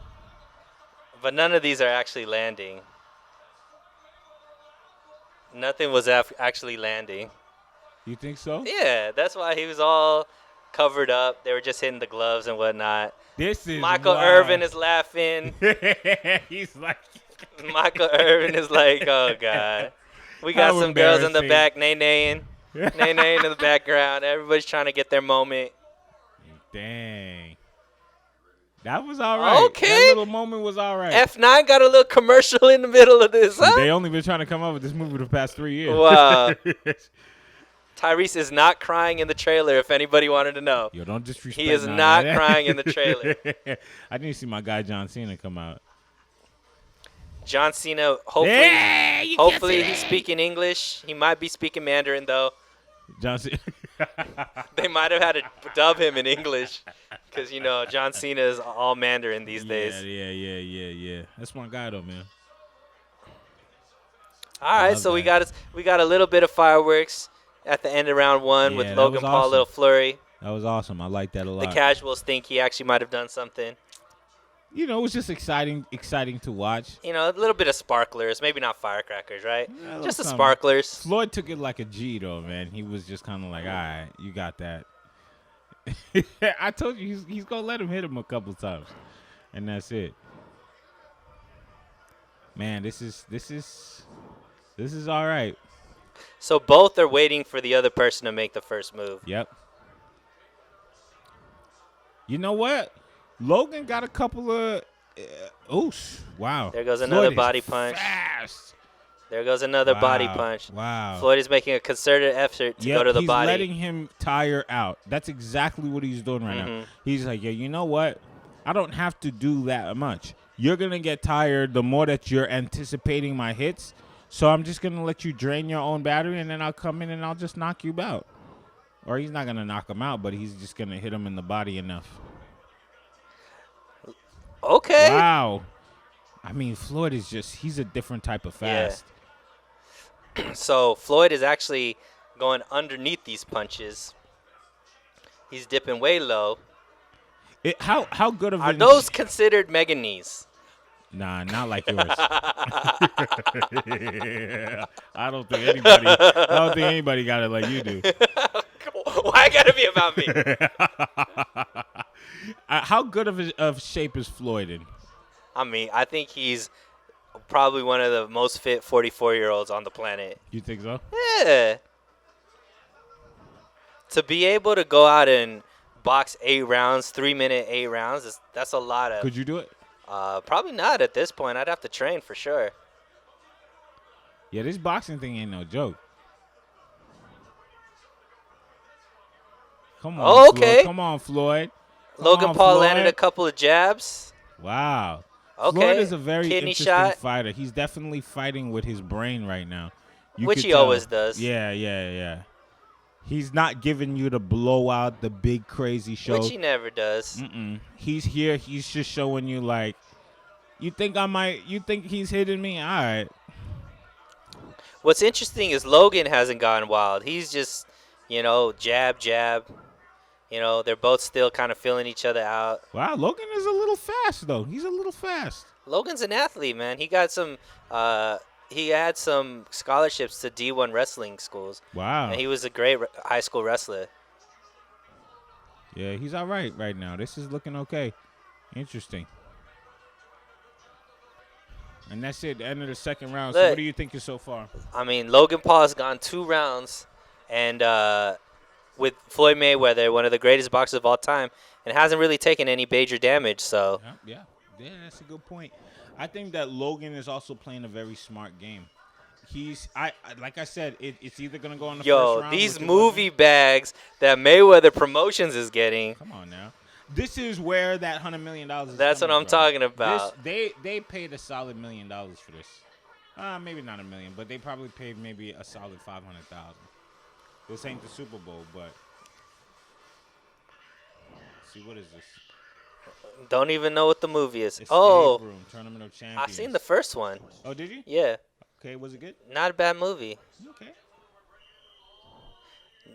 I see All the Smoke, Matt Barnes and Steven S. Jackson. Huh? Is that Janae Aiko? Oh, no. No, that's Chad Johnson and Roselle. That's the person I was talking about. Oh, my goodness. The real estate agent. She's beautiful. Yeah. See, the second I get a jawline, it's over for all y'all. It is over for all of y'all once I get that jawline. Oh! Let's go. Wow, Logan Paul is coming out with the hits. So that uppercut, because Mayweather keeps ducking, so the first time Logan threw that uppercut, we'll see if that actually does anything. How much is this weight difference presenting itself? Because it seems like it's actually presenting a big deal. Of course. I mean, more than the weight difference, obviously the length of so Floyd Mayweather has to get past the reach of Logan to be able to do any damage on the inside. My goodness, Logan Paul looks really solid. Wow. And look, if these guys were the same weight, this isn't even a fight, you know what I mean? Yep. But because of these things, we get to see how Floyd Mayweather solves this puzzle. He's never fought somebody. He's getting him.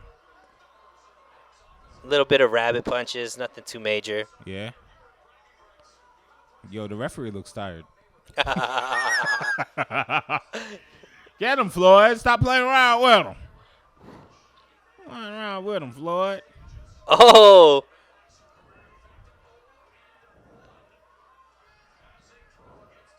Oh, Floyd is laughing. Floyd is actually laughing at him. So, Logan's is now trying to put his body on him. Yep. And try to maybe tire him out a little bit. Let him know he's there. Just imagine having to smell Logan Paul. Floyd definitely is smiling, goating him in, trying to get him to actually do something. Okay. Okay. Yeah. Floyd's giving us a show tonight. So it looks like Logan's now just trying to survive. You think so? I mean, he's not really opening up at all. And then he's tying him up every time. Oh, there's some body Wow. shots Yep. from There's some nice from shots right from there. Floyd. Floyd's getting them, but he's got to protect himself. Logan's trying to push him through the ropes. Yeah, Logan definitely has these wrestling, his wrestling background showing in Yeah. this, where he's trying to get him in some holds and things. Wow, it was almost like a headbutt right there. So Logan is like throwing like one or two jabs, and then trying to tie up. Oh, there was a clean right or a clean left from Logan? from Mayweather. Oh man. There it is again. Yep. Yeah, I think Logan's starting to fatigue. 15 seconds around, 3 on the way. Go ahead and give it to him, Flo, real quick. You know what I mean? Just let him know what the vibe is real quick. Okay, this is getting a little slimy. And Logan, wow, you saw that shot? Oh, there's a little chirping now. Logan was saying something in the whispering sweet nothings into his ear. Logan definitely looks a little tired. Yes. He looks a little tired. Jake Paul, I'm liking this look that Jake Paul got going on You right like now. that beard and the glasses? Yeah, I like the beard. I like the shirt. He looks like a grown man. Jake Paul actually thinks that Logan has won a round in this fight. You know what? That first round, he did all right. That first round, he did all right. And just for the records, nobody's judging these rounds. There are absolutely no judges. Yep. There will be no winners, no losers. This is So all that was the hit right there from the for chin. the bag. Yep. Yep. Interesting. Hey, but look, Logan took it. He's still standing. Is there blood? No blood. No blood. But you know what? A couple more rounds, and I think Logan's gonna be out of there. I hope so. He's definitely fatigued. The brother's tired. Yeah. He looks like he needs some deodorant. Oh no! Showtime. Showtime! Come on, Showtime. What are you doing? So Showtime went down. That's my story, and I'm sticking to it. I've heard from quite a few people that Showtime is down. So it wasn't just us. That says one thing to me. They broke the internet. They broke the internet. It's almost as if Kim Kardashian showed her big boobs again. That's the last time the internet That was the broke? last time it broke. It broke the internet when she did that boobie reveal. So to me, it says that more people are watching this fight than you expected. Than they expected. Than you expected. I don't know what was expected. Well, when we talked about this a month ago, I said it's not going to be more than that would watch a Floyd Mayweather like Pacquiao fight or a Floyd Mayweather Conor McGregor fight. okay. I know Logan Paul could pull 1 million people because he did it with KSI. I know Floyd Mayweather never has a fight less than a million pay-per-views. So I think it was going to be well over 1 million, but I don't. We were talking about, is this more money than Floyd Mayweather can make with an actual boxer? And I said no. If Floyd Mayweather was fighting an actual boxer, he would be making far more than he's making right now with Logan Paul. However, he would have more risk. Obviously, he would have to actually take a serious training camp. He would actually have to worry about somebody who's skilled on the other side of him. That he probably didn't want all that stress. Why not make 20, 50 million instead of making 100 to 200 million? Why is it more if he fights a regular boxer? Because more people are going to tune in for that. And they're not going to charge $50 for a pay-per-view. They're going to charge $100 for a pay-per-view. No, but what I'm saying is, does it have to be a Manny Pacquiao or big name, or can he just go fight Dustin off the street? No. He would have to pick somebody that people felt like would be a good competition. But I mean, even his last fight before Mayweather was against somebody who Like this. I think it was Berto or somebody. Like, nobody really thought that he had a chance, and it still did, good numbers. But yeah, I mean, I think you feel like Logan Paul is pulling, or Floyd Mayweather is making just as much money fighting Logan Paul as he would a regular boxer, and that's not true. Um, That's I'm what just my trying to debate was. figure out if it has to be Manny Pacquiao fight of the century, or are you saying just like the sport of boxing doesn't need and this kind of fights at all? I don't. I'm for it. I'm for these kind of fights.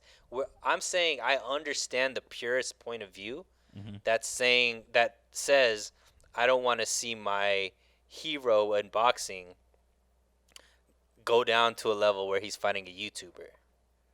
Cause look, this isn't boxing. What we were watching wasn't high level boxing. No.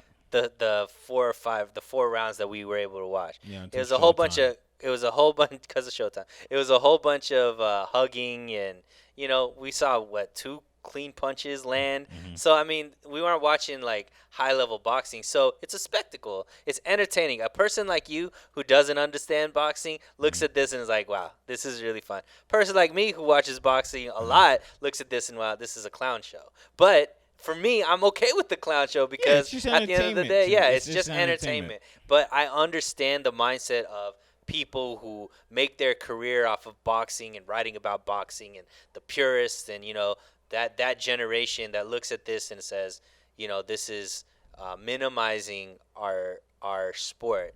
However, I also understand your side where in the marketing side, you would never watch this if it wasn't Logan Paul involved I or mean, I've somebody seen that other you. boxing Well, I pay mean, per some views. unless it was one of those fight of the century type. Yeah, If it I has to saw be an that event, Adrian Broner fight. it has to be an event. Yeah, and you know what? Ultimately, I'm a big marketing person, and to me, boxing in the last 15 years just doesn't have a lot of steam. And the thing that I've noticed is anything that grabs my attention in a sport that should be grabbing my attention is when the promos are done the right way. And people of my age are WWE kids. Like we grew up watching that kind of stuff. So WWE thrives through that idea of sports entertainment. So True. they've killed the promo, like they have it down to a science. So to me, I feel like when we're watching boxing, they promote it as like the skill, right? But like ultimately the story I think is what people want. And when you have strong feelings against somebody like Adrian Broner, who's just kind of this guy who's like a little bit troubled, he's somebody who Loudmouth, talking yeah, trash, stuff like like he that. has a story to him Right. where that draws the average person. Or if it's like a racial component, or if it's something like this where it's like this guy's a YouTuber who hasn't won a match, but he's fighting the great one, where it's like, okay, this actually opens up the door for a lot of other things, which is why I said I think Floyd did a great job at kind of keeping this pay-per-view very boxing, because the two other fights that were not celebrity fights, they were just flat out boxing fight matches, and I would have never watched them because to me it's just like this seems kind of boring. I don't know who these people are, and I'm What not was one of their interested. names again? My man, What was the name? Jay. His name wasn't Jay, but keep going. No, it started with a J. Okay. What was My his name? man, come on, man. And that's exactly my point. Nah, but here's the thing. Here's the beautiful thing about this. I can easily just go look it up. Sure. But are you I going to may not. purchase a fight of his? Are you going to tune into his next fight? I might. Are you going to tune I into? might. Okay. Like I'm gonna follow him on Instagram, and if he has another Okay. fight, Hey, I he might. got one fan out of it, I might. at least minimum. Because he had a So good here's my match. He thing. had a good match. So when Here's I watched it, I was like, okay, this is interesting. Well, here's my thing. Boxing, the reason why boxing isn't the spectacle that it should be are a couple of things. And it goes deeper than just, you're not drawn in for one is UFC has come on and has done something different that boxing hasn't ever done. So boxing is broken up into two or three major promotions. Mhm. So all of the talent is spread across two or three major promoters, and those promoters don't work with each other. So you'll have some of the best talent in different promotions that you never get to see them ever fight. So right now, when you're looking at the 135-pound weight class, you have Gervonta Davis, you have Teofimo Lopez, you have Devin Haney, and you have the guy that was just on the screen right now with Jake Paul. Um, How you don't know his name? I'm blanking on it. The Latin kid that just beat just that's on Instagram all the time. Ryan Garcia. Okay, there we Oh, go. okay. So Ryan Garcia. So these four are split across three different promotions. Hmm. And so they're never gonna see each other in the ring. Exactly. Or it takes forever. Just like Floyd Mayweather and Pacquiao happened 2 years, 5 years too late. Where UFC, the best are always fighting the best because all of the best fighters are under one umbrella that is the UFC. And so why don't the promotions like to mix with each other? Because it's an old way of thinking. Nobody wants to lose money. Nobody wants. So if one promoter's fighter loses to another promoter's fighter, now all of a sudden that promoter has the better fighter, right? So it's a pride thing. Oh, so it's just camp versus it's They like don't want to lose their title. internal camp versus internal camp. Yeah, they don't want to lose their title to a guy outside. So, for example, So how does somebody become the big champion, like the heavyweight champion or something? If the so people, you have to like so for the heavyweight champion with Tyson Fury fighting Devontae Wilder, their promoters actually work together to make that fight. But that is so rare. That's why it was so amazing that that actually happened because both of those fighters put pressure on their promoters to make that fight and they actually made it. But that's few and far between. The reason why Mayweather was able to get around it was he ended up promoting himself. So he could fight at anybody's promotion because he was promoting himself. So he would partner with any promotion to fight that fighter. And that other promotion knew this was going to be their biggest payday as well. So it was what it was. And that doesn't happen anymore. So that's why in boxing you're not seeing the type of exciting fights. But ESPN got into boxing again. They're showing fighting every week, every other week, so on and so forth. Showtime got back into boxing. As you can see, they're putting on events and stuff like that. So it's coming, and people that want that still love it. There are great fights to still watch, but just it's not pulling in new fans because those new fans are going to the UFC, which is way better at marketing, which is way more accessible, and puts on a better a better product right now as far as competitive fights. I think that the core issue is uh, these guys solely thinking about it as the art of boxing, when I think that the way that people tell stories and choose sides, like so many people hate Logan Paul or hate Jake Paul, Mm-hmm. and that's such a great thing because love or hate means dollars. You know what I mean? But you're looking at it as a pure money sense. It's not. No, but I'm not. I'm also looking at it as far as like why I think that these kind of things, these like special events, are important. Even in like the Triller one that Snoop Dogg did, I don't think was like super important. Mm-hmm. But something like this where they took advantage of the moment, it like that's very commendable, and they did a good job at keeping me enthralled at least. Watching all four of the fights and being like, oh, okay, as somebody who, is not Always watching. all the way, into this. I know who some of the people are. Like, I know who Gervonta Davis is. I know who, he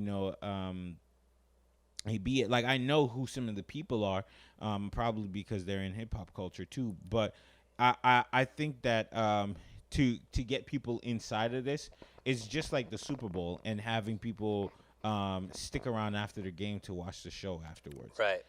So hats off to Floyd Mayweather. Unfortunately, Showtime came upon us and did what they did. But if the fight is still going on, best of luck, buddy. Right. So in other news, you watching the Rory and Maul podcast? Yeah, I'll listen to it. I saw I listened to this episode of this show called The Box Office. Okay. That Maul made in 2013ish. Okay. And it was his own podcast. And Joe had the outro song. It was him. It was Ice. It was a lady who I'm forgetting her name and another dude. And Maul was the A mic. He was the host. He was the host. Okay. And he gave you this like typical Maul thing, but he had all this energy and all this kind of stuff. And it was like, okay, I could see he was actually interested in doing podcasts in the past. So I would definitely watch it a little bit because I did enjoy it. It was a 1 hour podcast, even though it may have been from 8 or 9 years ago. It was like, okay, you can do this. You just have to put your mind into it. But the little clip that Maul and Rory put out, um, I think that the ideal was nice, but the execution was very poor. In what way? Um, you're gonna make it sound like I look at things all types of weird way, but when you're making videos like this and you want it to be like funny and good, it can't sound like that. It sounded horrible. Yeah, so I didn't pay attention to any of that. My whole takeaway from it was they're clearly riding the wave of the Joe Budden. All the jokes were from Well, that's the how it Joe has Budden. to happen. Well, clearly, I get that, but I would be interested in seeing how what think what is going to be different about their podcast, or is it going to be just an extension of the Joe Budden podcast without No, Joe Budden? because they already have a first guest on their podcast, and it's Belly. Who? And Belly, he signed to the Weekend, Oh, got you, the got you. rapper. So they're going to do an interview podcast. I don't know if that's the style every single week, but here's the thing. Right now, their names are hot, and it's hot because of Joe. Right. To say, all right, we're not gonna touch on anything that's happened, and not joke about it and not make it a thing, it would be very foolish. Because I'll never forget this one time that Tyga came to Cal State Northridge, and I was doing security there, and he did his regular hits, he was doing his songs, everybody was into it, and he was like, yo, I'm about to do 3 new songs, and everybody just kind of went dead quiet. He performed it, nobody danced, nobody did anything, they just kind of stared at the stage, and he was like, okay, bye, and he left, and the whole performance was like 25 minutes long, maybe 20 minutes long. And it just goes to show, like, don't be so quick to just try to build an identity for yourself. Get the people into the house, and then after that, once you have their time and their attention, you start creating your own wave. But for a while, it's gonna have to be like they are extension of the Joe Budden podcast for 300 episodes. So it's just normal. They're gonna talk about Joe. Joe still talks about them. And once once the tensions are down and maybe they start talking again and they become friends again, whatever happens, that's when we're going to start realizing, well, what else do they do?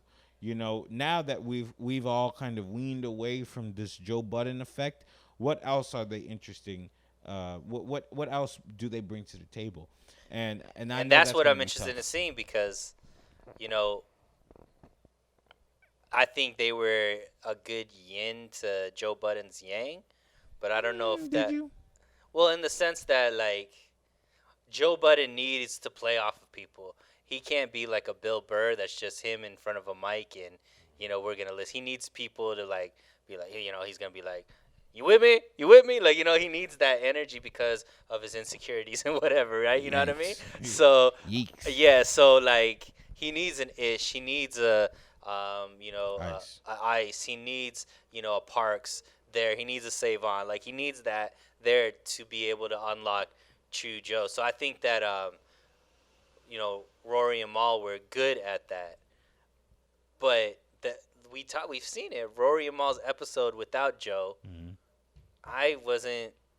All that connected to it. Yeah, Yeah, I mean, it might be tough because they are not natural speakers.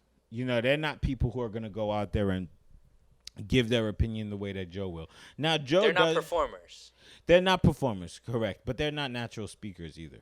Like Rory is not funny. He's not very engaging. He's not interesting.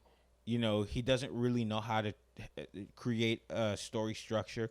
He's just like a guy with a microphone, and it's like he doesn't have a lot of interesting things about him, but that doesn't mean that we're not interested in him. Right. He just needs to learn how to create those elements within his artillery. Maul, on the other hand, could have that. I definitely think that on the show, Maul was definitely holding back a lot. He played his part as the dude who was just right there as Joe's friend. But after listening to that box office episode, I listened to the whole hour long. Maul definitely has a little bit of charisma that he wasn't showing on the show. And you know what? Some of it is a little bit inappropriate in the way that Joe Budden was. Like in that box office episode, he was talking about girls and that kind of stuff. Where I don't know if he would talk about them the same way today, because again, he was probably like 30 when that episode came out, 29, 30. But and he might have a different appreciation. But Right. Maul loves to talk about women. Like Mhm. that's one of his favorite things to talk about. So I think that once you put that right little concoction in there, and he has a lot of connections in the industry, it might be all right. Will I be tuning in every single week? I don't know. But for the first few weeks, yeah, come on, give it to me. I mean, I think they're gonna have what, like maybe 4 or 5 episodes where people will tune in, and unless they're like riveting, I think Oh yeah, it, people are it, gonna fall off. it could fall off real quick. But That's why they got to do the Joe Budden thing for a little bit. and I'm glad that they're stepping out and doing their own thing. Like you got to take that risk, and ride the wave. And I think that they actually could, if they take it back to actually being about music and all this kind of stuff. Like I think they have good point of views. Both of them are well connected in the industry, Hmm. and they could give good point of views as far as music and stuff, which is what drew me into the podcast, was them talking about hip hop, talking about the behind the scenes type things that me as a casual that's never been in the industry, got to see a different point of view. I think they did a great job. I mean, obviously Joe Budden was the epitome of that, but Maul having um, his Rockefeller ties, and Rory being behind the scenes at multiple record labels. I think if they stick to that avenue, I Hmm. think that it could be an intriguing podcast about a niche. Like just keep it to music. Well, let's see what they bring to the table. Let's see what they bring. Okay, now I want to talk to you about something. I sent it to you guys, you and Chris in the chat. So there was a video for 6-year olds, The school one. a school one, but it talked about masturbation. Yeah. So the school is teaching now. When I watched it, I don't know if you guys watched it, but it's a video that's teaching kids, like, hey, if you touch yourself, you got to do it in private. You know, what is a penis? What is a vagina? What is a vulva? What are all these things? And for me, when I heard about it, I was like, yo, that sounds crazy. Mhm. But then I watched it, and I was like a little bit torn because it didn't sound as nuts as I thought. Did you watch it? I didn't see the whole thing. No, Okay. I just saw the article. How does it make you feel? So my attitude towards this has actually changed because I think society's changed. Mm-hmm. So I think it's important. So when I was growing up, 30 years ago, 35 years ago, when I was like a young kid, and I'm 37 now, so let's say 6 years old. So 31 years ago, I didn't have any fears of being molested. I didn't have any fears about like, sex wasn't thrown in my face everywhere, and like I just didn't have those worries. And Mm-hmm.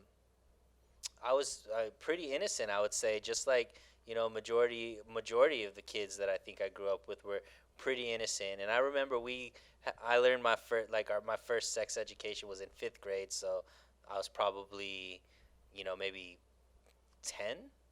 I would say maybe like I 10 think years it was old. fifth grade for me too. Yeah, so 10.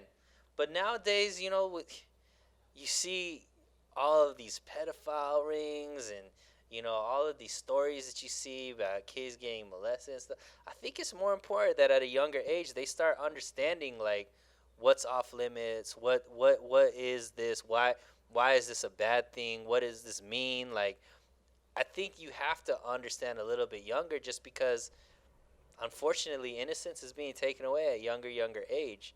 So the only way to combat that is education.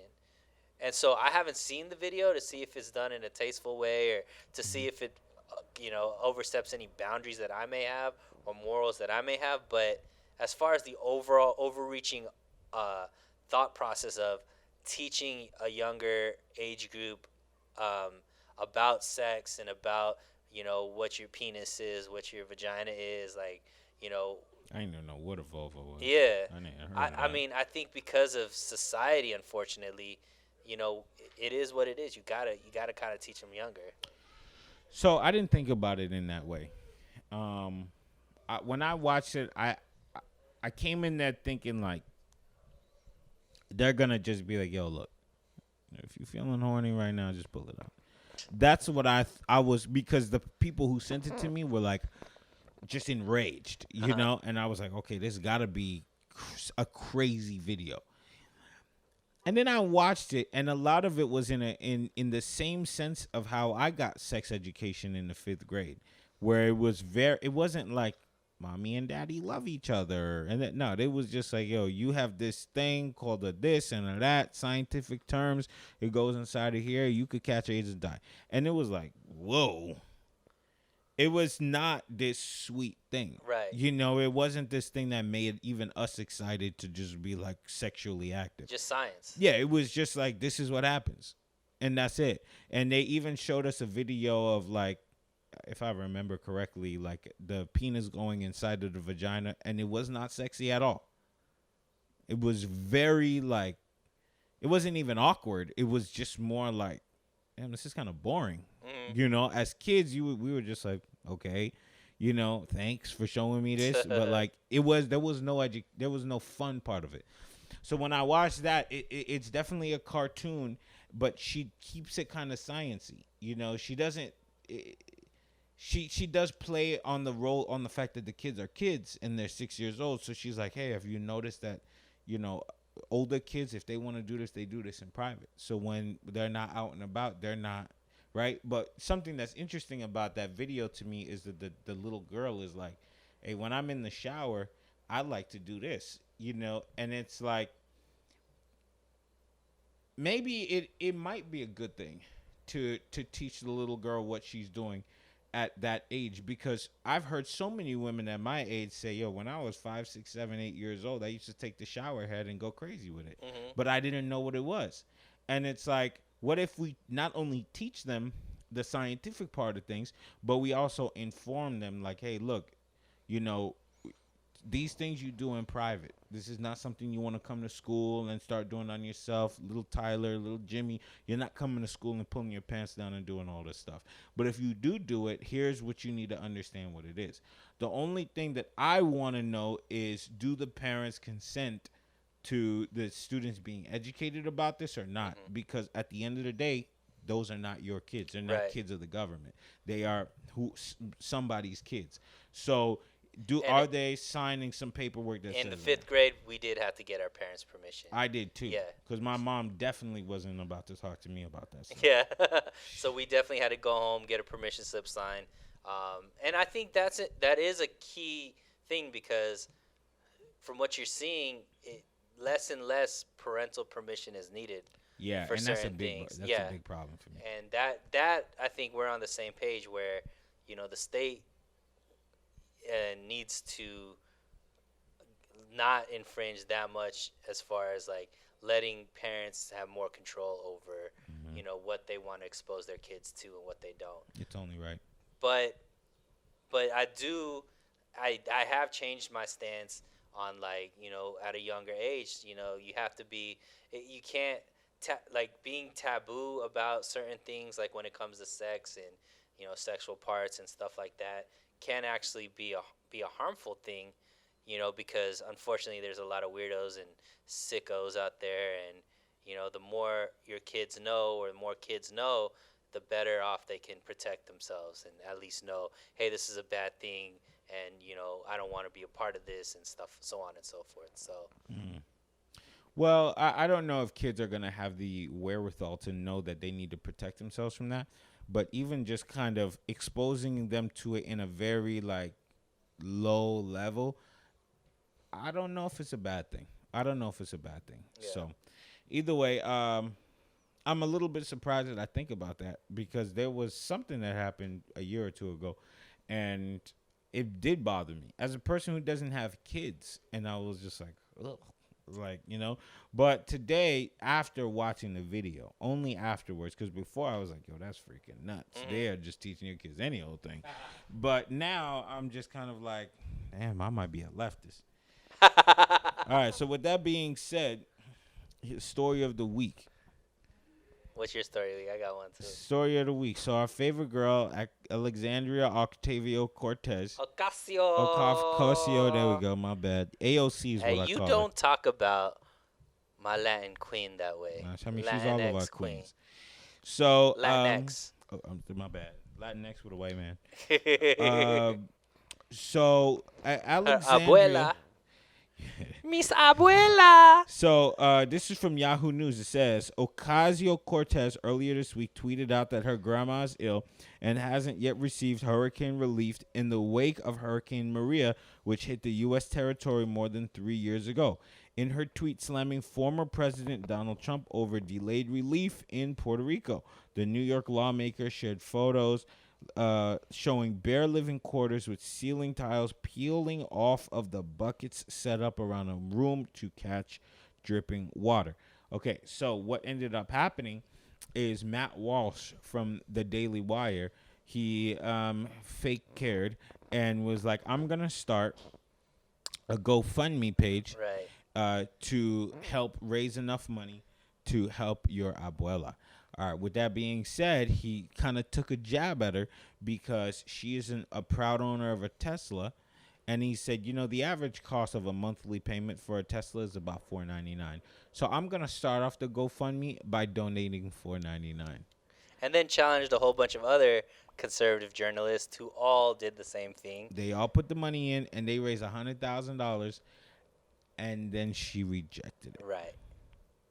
What does that tell you? What is that? What's going on with our friend Alexandria? Nothing new. Alexandria Ocasio-Cortez is an opportunist. She's all about wokeness and creating a cause, and she has the pictures at the border crying when it wasn't actually a camp that she was at. She was just in the parking lot or whatever. Fake parking lot. She's talking about the issues in Iran, like between the Palestinians and Iran, and then when pushed on what the occupation of Palestine is, she doesn't know how to answer those. So it's like she's definitely a politician, and the definition of a politician is they're not telling the truth. So they're right? liars. They're liars. Well, who's and bigger liars, the politicians or rappers? Politicians. Okay, damn. That's a big lie yeah, right there. yeah. I mean, she tried to, use her family as an opportunity to take a shot at Donald Trump, even though Donald Trump isn't president anymore. Mm-hmm. So I don't know why you need to still be talking about Donald Trump. Let's talk about what Biden could do to help your abuela, maybe, because that's actually who's in the office right now. But then, obviously the conservatives, Matt Walsh, Shapiro, and Clay Travis, and all of them, they're doing the same thing, political theater, to take a shot back, acting like they care, and fake care, and it is what it is. But that's politics, man. That's why I don't really try to get involved anymore. What I realized out of this last election was it doesn't really matter. At the end of the day, nothing's going to change, or very little's going to change. I'm going to tell you something. I said this to you at a cafe a year and a half ago, and you was like, it does matter. Yeah. Right? And here's something interesting. I got a new car, and I thought it was a 6-cylinder, but it's a 4-cylinder. Started driving it around, but I noticed that it takes a little bit less gas than my previous car. Before, I could have gotten 420 for maybe 440 miles in a tank. Now I get about 382. Okay? So I drove around doing my regular work, only to realize that, hey, I'm on E. Okay. Light came on or what? I'm on E. The light came on. The car started letting me know, yo, I'm freaking hungry. You was hitting that. Well, I mean, I ain't go through that. Okay. But it was just like, yo, there's your shot right there. I go over there and I put in some money, and when the gas tank stops working, I always say the same thing. I don't like to argue with it. So I pull it out and I put it back in. Now I start the car. It was $44. I started the car and it wasn't full. So I come back out, and that thing ate up another $32. So you had $70 in your tank. I have $70+ in my tank. And I said, you know what? This matters. But it's not only politics that matter. Everybody matters. This last week, I had a revelation.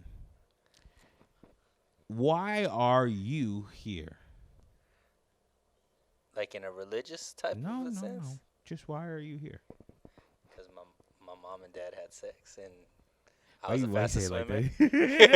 that? No. Okay. We as people, we are here. We're born to contribute. Okay. That's why we're here.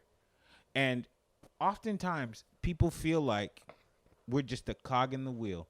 We're just a part of this situation that just whatever. If you're here, you're here. If not, you're not. And here's the mentality that goes behind that.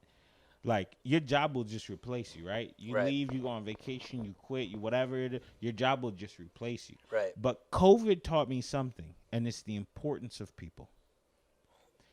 Do you know how many things are in shortage right now? A lot. A lot. A lot. Everything. There's a shortage of cars. Mm-hmm. Chicken. There's a shortage of first it was a shortage of coins. I got coins in my room, Right. but then it became a shortage of lumber. Yep. Then it became a shortage of cars. Now it's a shortage of car parts. Mm-hmm. Now it feels like we have a shortage of gas. Mm-hmm. What COVID taught us is we stopped everything for a bit for our safety, understandably so. But the moment we did this collectively, now we have to play catch up. And you don't realize that the one thing you do, maybe at your job that you don't think is important, affects a chain of people down the line. Right. So every day, I want to encourage somebody who's watching this that may think that they have no purpose and they're not valuable. And trust me, I go through that all the time as a person who feels like I can contribute to people. I can be an asset to people's lives. Sometimes I definitely feel like I'm just floating around and I'm not important to anybody. Just like a kid who thinks that if they kill themselves, their family won't notice. Right. Right? I've had those thoughts as a child, especially around the holidays. If you don't get what you want, the way a child thinks, you're like, if I wasn't here, you guys wouldn't even care. Right? Wow. But the honest truth is you matter a lot. For and sure. we were all born and we are here to contribute. I agree. But that's not what we were talking about. Sorry. We're talking about politics. I love that message, though, because it's true. If anybody's going through those feelings, like, you do matter to somebody and, talk to them. You just got to reach out. But as far as when it comes to politics, I think at a certain level, it's all three-card Monty. Tell me more. So I don't know if it's called three-card Monty or those. So I was in Vegas, February 2020. Okay. Okay, Okay. and outside of the hotel, I forget which hotel it was. There was this guy with a table, 3 red cups, and 1 ball, like a little foam ball. And he was putting these cups and doing this kind of thing, and and I was watching, and I was like, the ball's right there. And then the next time, the ball's right there. And then he does it again, and I'm like, the ball's right there. I get it right 3 times in a row. Nobody watching. I'm just watching. I'm like, and then He's playing you. and then he comes out, and he's like, you think you could do it? You have $100? And I'm like, yeah, I got $100. And he goes like this. He's like, you can guess, but you have to give me $100. And I'm like, it's right there. And the friend that I was with, she was like, it's right there. And then they were like, if you're so confident, if you give me 200, I'll give you 400 if you're right. And I'm like, and all of this commotion and all this kind of stuff. Here's the thing. I'm not even thinking about it. There's just a lot of ruckus going on. There's people over here screaming, do it. People over here screaming, do it. He's over here like, I got the money right here. I got the money right here. And I'm in my wallet and I'm like 200. And I was just like, oh, like, I gave this $200. And then I was like, there. And he picked it up and there was no ball there. Of course there's no ball there. And that, my friend, is politics. I don't know how you fell for the okey doke. Same reason why I keep going to the election booths and voting, thinking that anything's gonna change no matter who gets into office. You know what though? Different people's ideology does affect you, Maybe, and it goes back into my born. but look, at the end of the day, you might get minuscule changes here and there. I think there's some big things going on in the country right now, as far as like big tech censorship, as far as gun rights, as far as um, this whole race baiting thing that's going on, that's dividing our society and making it harder and harder for us to like be able to be able to. And I think underlying issue is we need, as a country, need to decide if we want the government to control everything about our lives, or if we want the freedom of being able to make our own choices and deal with those own repercussions All right, let me ask you regardless of this: this. what do you prefer? I want the government, I want as small of a government as possible. I want everything to be on my shoulders. And I feel that way about everything. I remember when we talked about something as divisive as abortion, right? Remember, I said I don't think that the government should have the right to tell somebody they can't get aborted or Yeah, can get aborted. I feel the same way. But I feel like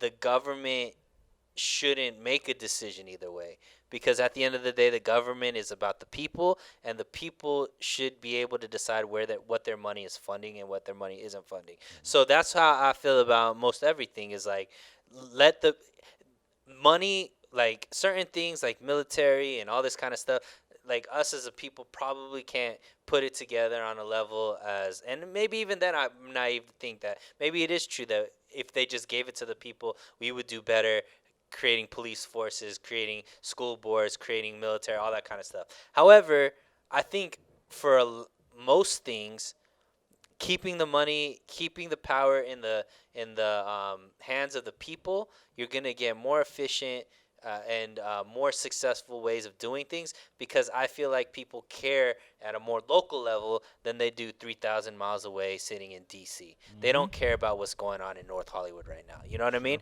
Sure, sure. So that's my thought process about it. So there are plenty of people that go up there saying they believe what I believe, but then at the end of the day, politics is a game, and until money comes out of politics, um,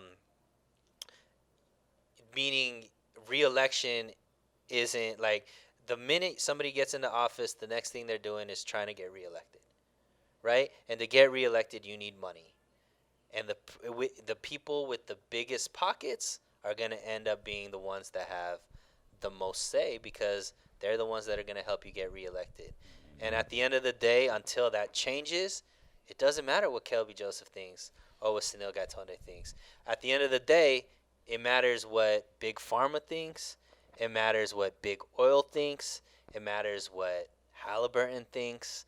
It matters what, all of these organizations with the deepest of pockets, they're the ones that end up deciding policy. And if people still think that, oh, I have a say, not really, my guy. It's not like that. At the end of the day, it's all about who has the deepest pockets. And we're seeing that with the vaccine. All of a sudden they got raffles, and they got, you get free food, and you get, lottery for doing this vaccine and all this kind of stuff. And it's like, take the vaccine if that's something you want to do. And I think, the more we get vaccinated, all that stuff, whatever, you believe, do it. But the rollout is what's crazy to me. You know what's crazy? Donald Trump just asked China for reparations for the United States for COVID. He's saying they should pay trillions of dollars in reparations to the United States because of COVID. Well, did he ask through Fauci's email? Did you understand Fauci's emails? Yeah. What's your thought process on it? Well, it's kind of obvious. I think that kind of switching over, because the reparations is the worst. But I think that Fauci was ultimately saying, "Yo, look, the virus is small enough that it can go through the mask. The mask is not really effective." Mm-hmm. Okay, understandably so.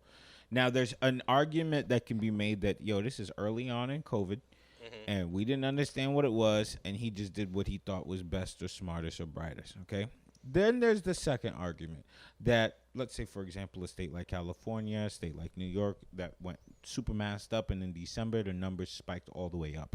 And it's like, how did we mask up, but then the numbers went up? Hmm. And so it's like, the two don't align. Now, I understand somebody might, beat me down for this, but I'm just thinking out loud.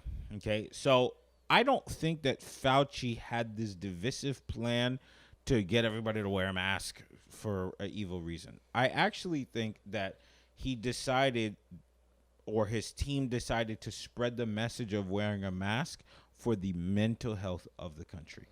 Now, that is 60%. Because 40% of the people in the United States, as a tumultuous country, said, hell no, I ain't wearing that. And also started freaking out when they saw other people not wearing it. And, of course, that breeds anger and emotions and things like that. But then there's that core 60%, just like here in the here in California, is just like, you know what? If they say wear a mask, we're just going to wear it. We may stomp our feet and be upset about it, but whatever, we're just going to wear it. Hmm. I think that his idea was, if people get some kind of feeling that something is being done, then everything will be okay. But the honest truth is, Fauci doesn't know anything about COVID. Joe Biden doesn't know anything about COVID. Trump barely knew anything about COVID. They are just creating things that make you feel okay. And that's ultimately what it's all about. Did the mask stop you from getting or COVID? Let's just stop there. Did the mask stop you from getting or spreading COVID? No, it doesn't do anything for you, but it does give you a peace of mind. That's all the mask is there to do. So yeah, the mask was one thing, and then the other thing was how much did Fauci know about what was going on in Wuhan? Well, he knew a good amount. And the whole thing was, they were doing the studies at the lab, and the person who did it, they didn't follow the right protocols. It got out. One person got infected, and the world felt it. So, But the thing about it was the organization that Fauci was on the board of mm-hmm, is funding the Wuhan lab. And mm-hmm. in those emails, it said allegedly. I don't know. Like I haven't read them too in depth, so don't kill me if I'm saying the wrong things. But there were emails in there that knew that they were doing gain of function testing. What does that mean? So gain of function testing is where you take a virus Expanded. and you add something in there Mm-hmm, that so that it could infect humans. mm-hmm.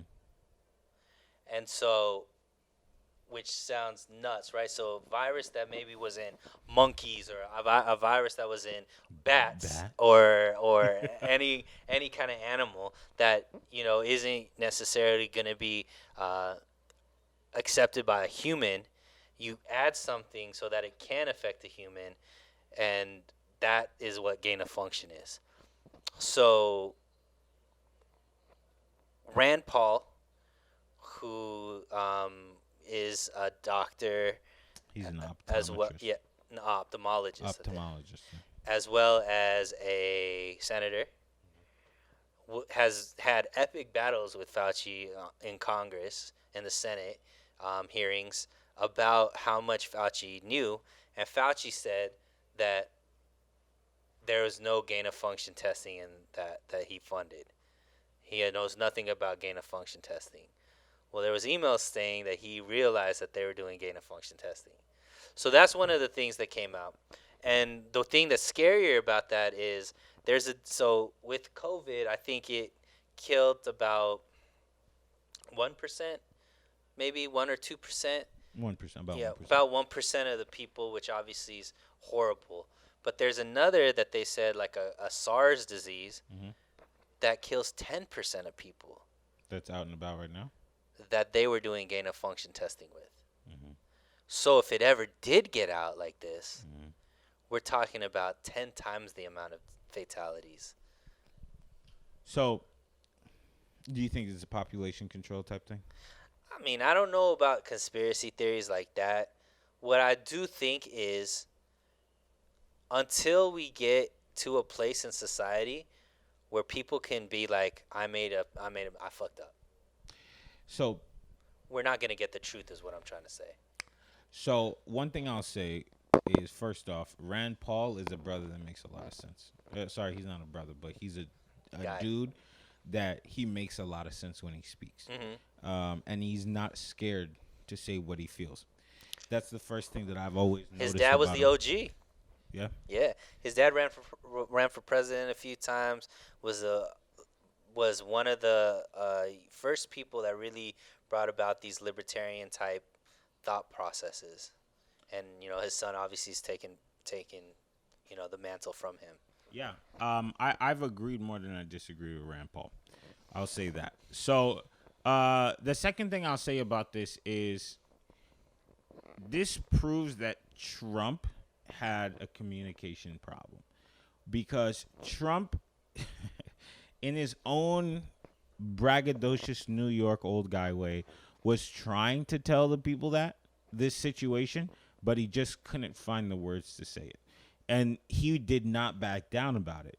And I had a dream actually that All right, Martin Luther King. no, I did, but I had a dream that that Trump kind of knew about this, and there was this big like global meeting with heads of the world and Uh-huh. stuff, and Trump was like, "I'm gonna just tell everybody," and they were like, "Instead of just killing you, they'll just never believe you, or they'll just say you're this, you're that, whatever," and ultimately that's what happened Right. when Trump said, "Oh, this is to blame on China. This is China's fault." He just didn't have the right way to communicate the fact that he could have just said in a press conference, all right, look, there was a test being done in Wuhan, which obviously he knew about Uh-huh. because he says Wuhan and he says it's their fault and blah blah blah. But either way, he obviously knew about it. He could have just said there were these lab tests being done in Wuhan. The protocols were not followed, and they were doing gain of function testing, which is blank blank blank. Explain it to us, regular people. Hmm. And then once this happened, COVID spread, and it spread faster than we expected, and this is their fault. Now we don't know exactly why this happened. Was it an accident or was it on purpose? Is this or that? We don't know, but we are blaming them because of all this information. He never said that. He was always just like, "Yo, this is China's fault. China virus. China virus." And where it kind of came off as a little bit funny because he would just say it just so Right. boldly with his chest out. But Trump, to me, said a lot of things that were in between the sentences. Where it was like you got to start removing the layer of Trumpism Hmm.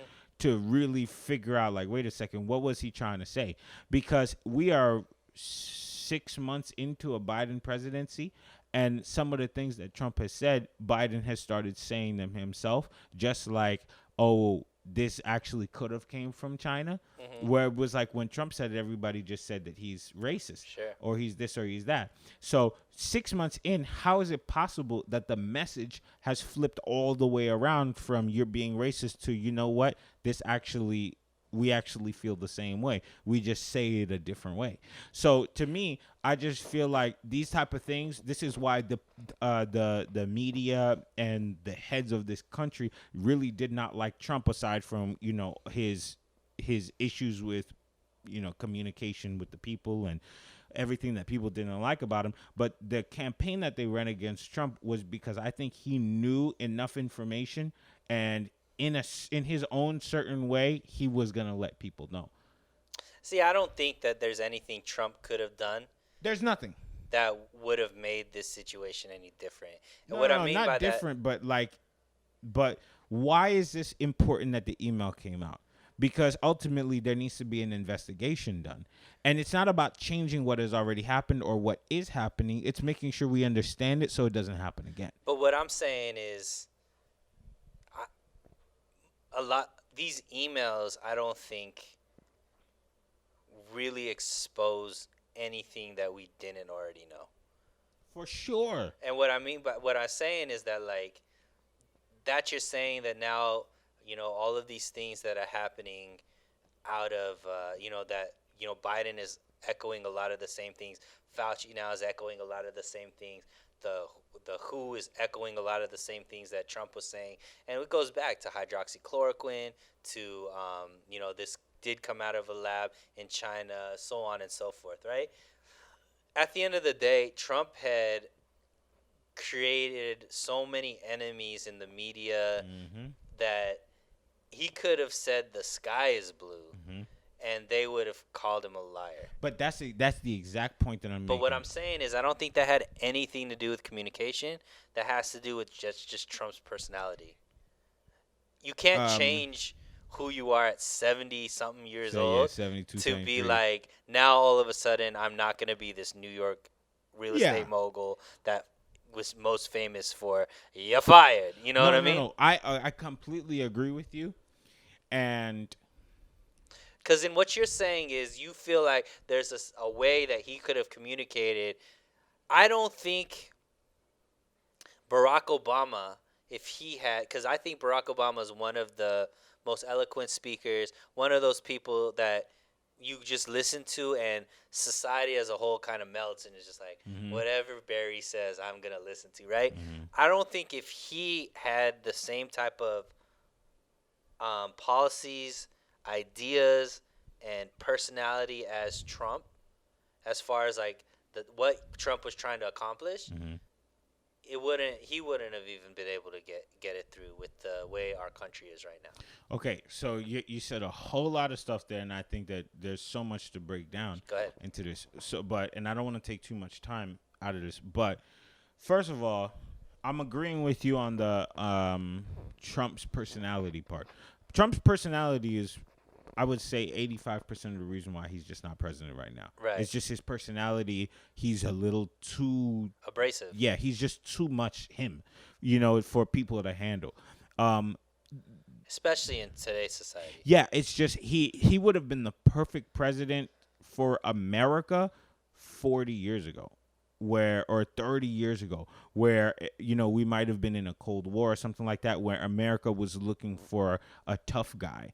And that's what Trump, portrayed himself to be, a tough guy. If you remember, was it FDR who had polio? Yeah. And he wanted to portray what? Being a tough guy. Yeah. Never ever showed himself in a wheelchair. In a weak position, and that's what Trump was. He was basing his president off of being this tough guy, this foundational American man. But we're not in foundational America anymore.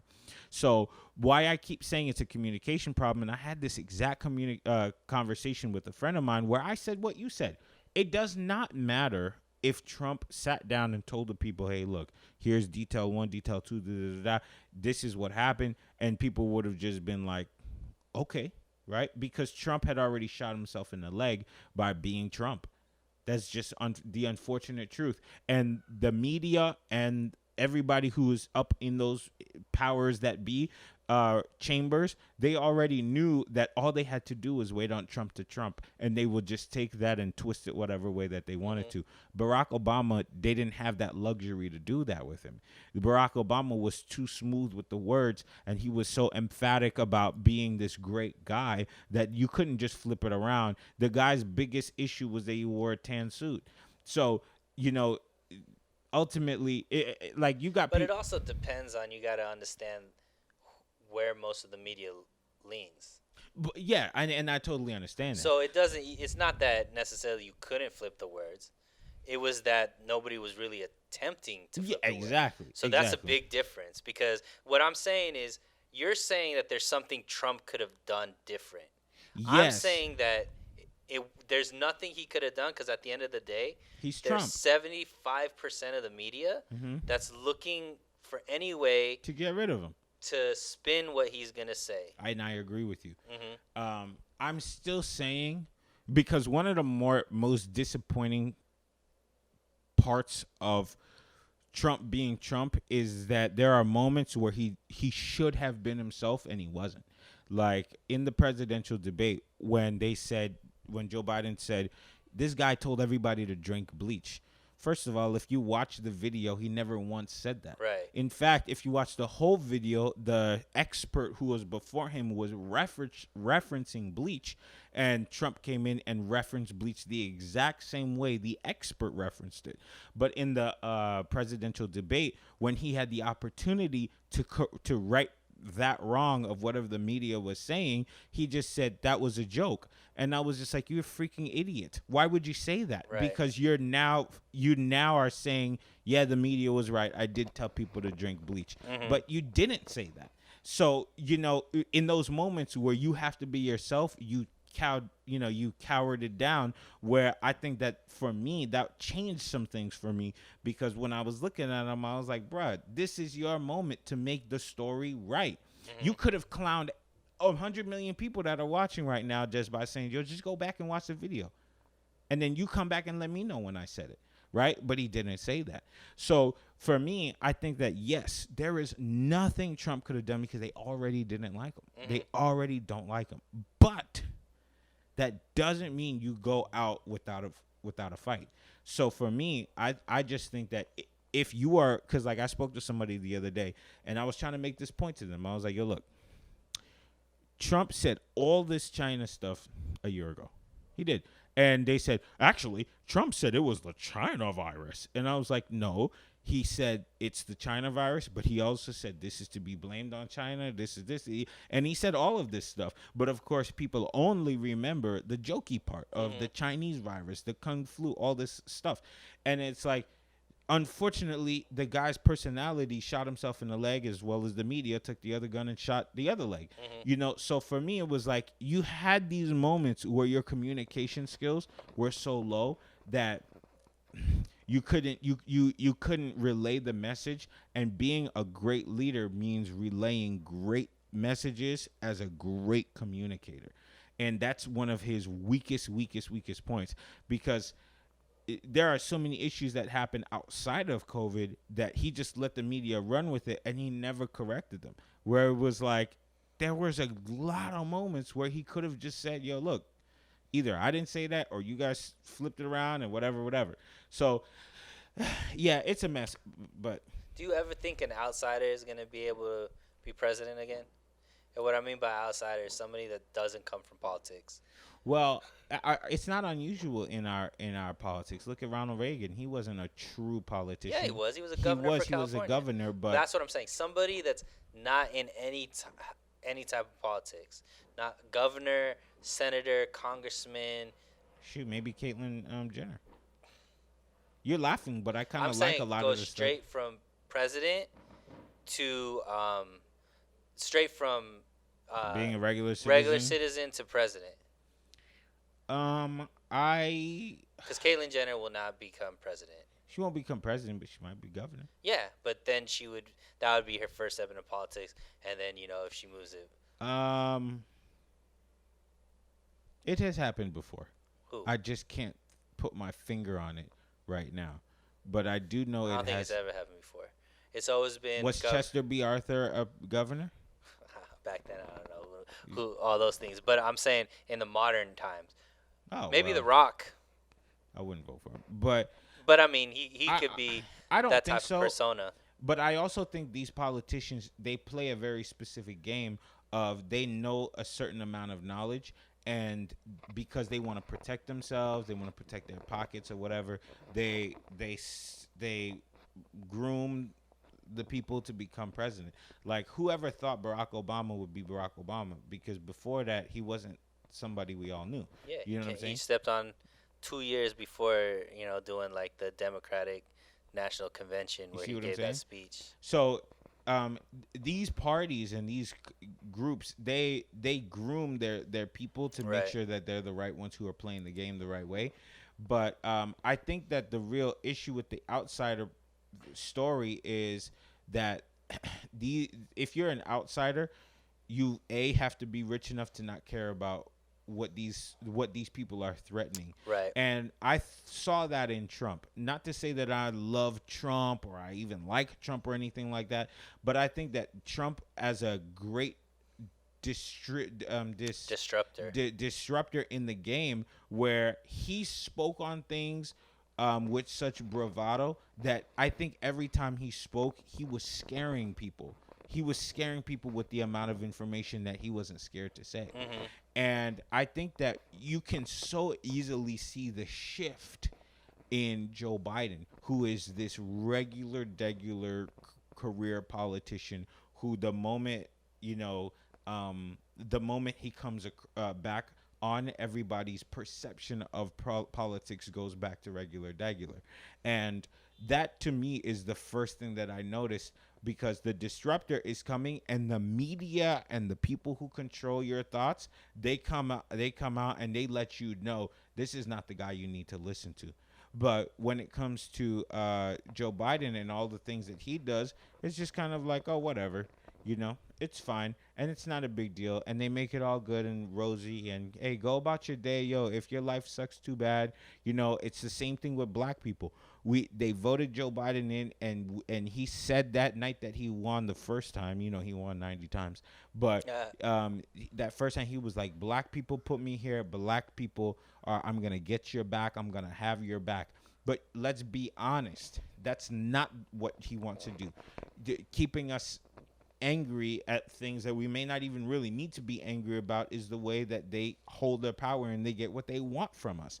So why is it in his first 6 months that he created those anti-hate policies for Asian people, but black people have been yelling in the streets for the last year and a half? And it's like, brother, man, it's not to say that we're jealous or upset about you protecting a group of people, but here's a group of people who said we want and need protection, and you just are just like, oh yeah, that's what's up. Anyways, moving on.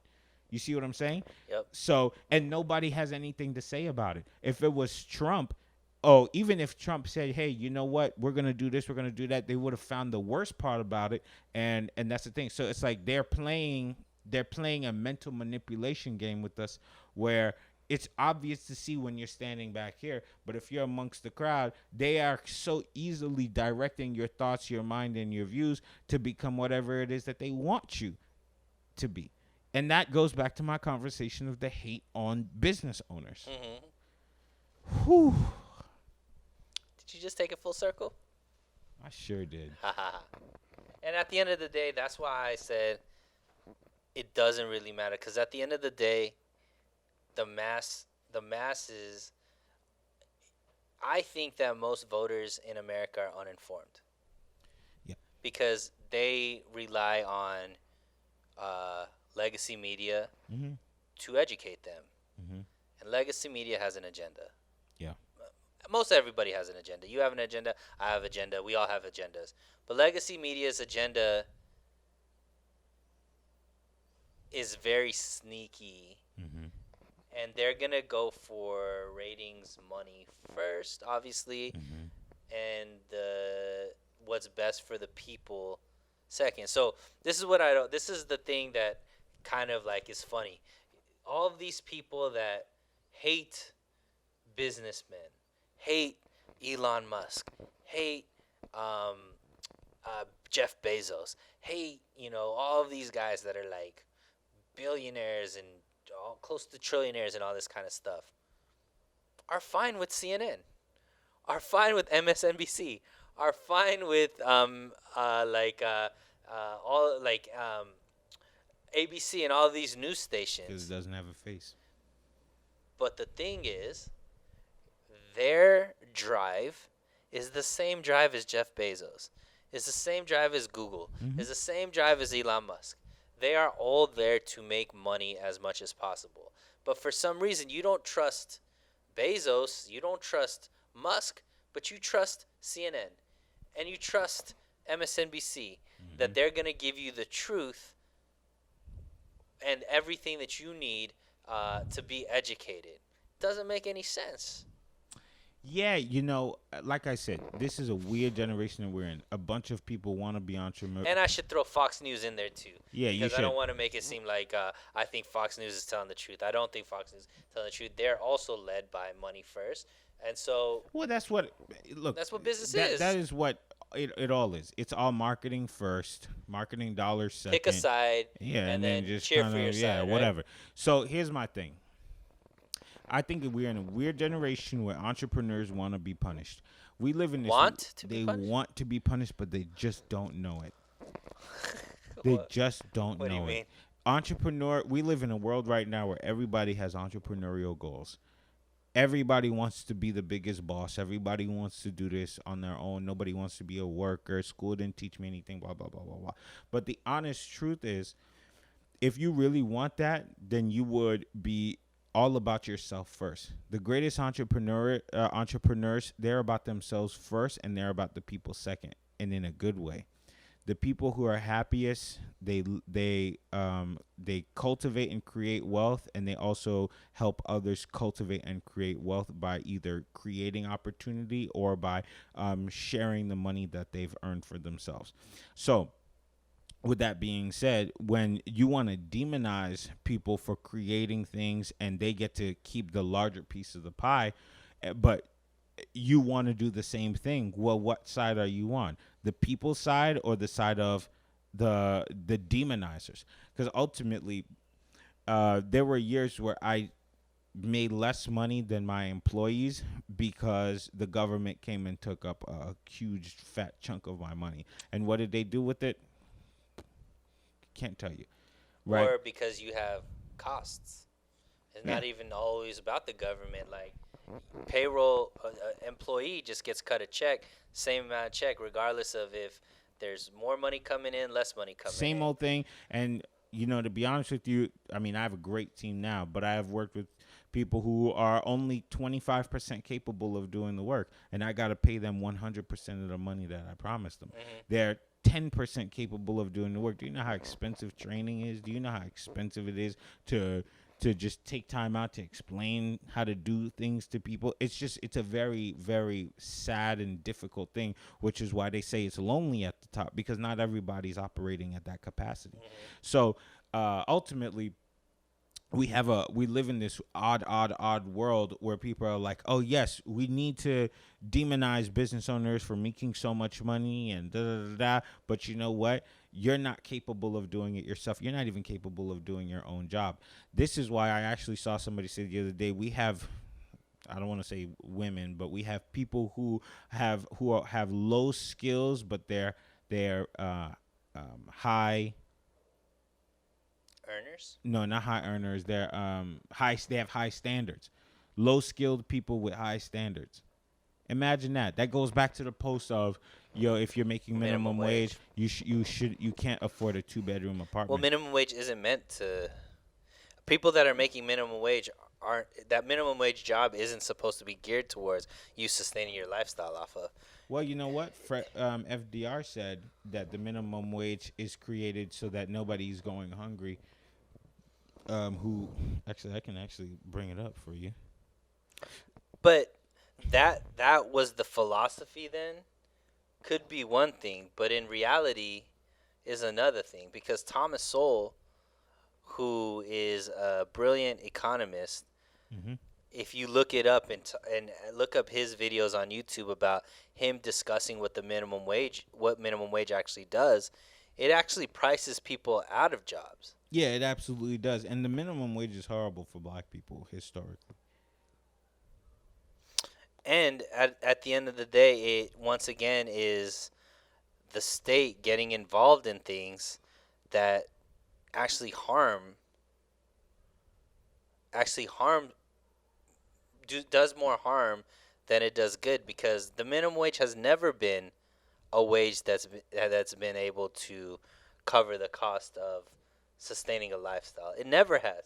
No Right. matter what decade you talk about it, it was never a way. No, it's never enough. It'll never be enough. Exactly. And you know what? If you're married and both of you make the minimum wage, um, you would be on average of as far as household earners in the United States. And there are people who have become millionaires, but by making the right financial moves off of those type of things. But it's not to glorify the minimum wage. It's to help understand exactly what is it and what is it for.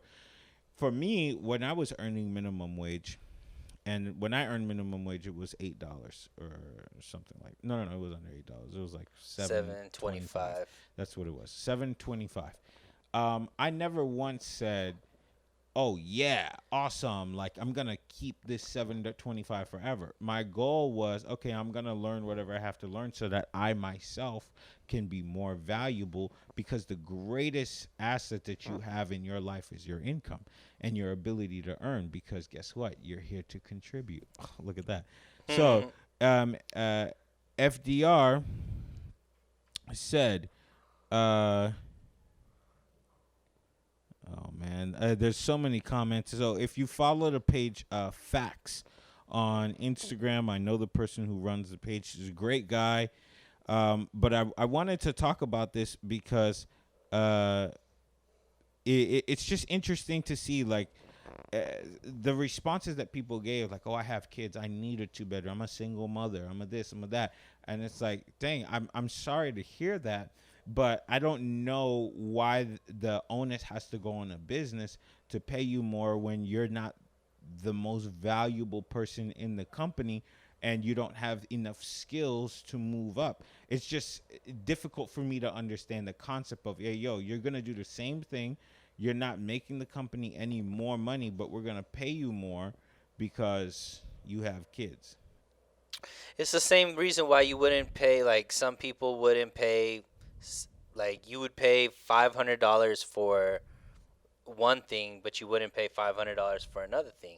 Is Mm-hmm. going to be what kind of value does that thing that costs $500 Mm-hmm. bring to your life? And Mm-hmm. it's the same thing that employers are looking at from their employees is like, well, what value are you bringing to our company? Mm-hmm. And the employee will never make as much money as the employer, Mm-hmm.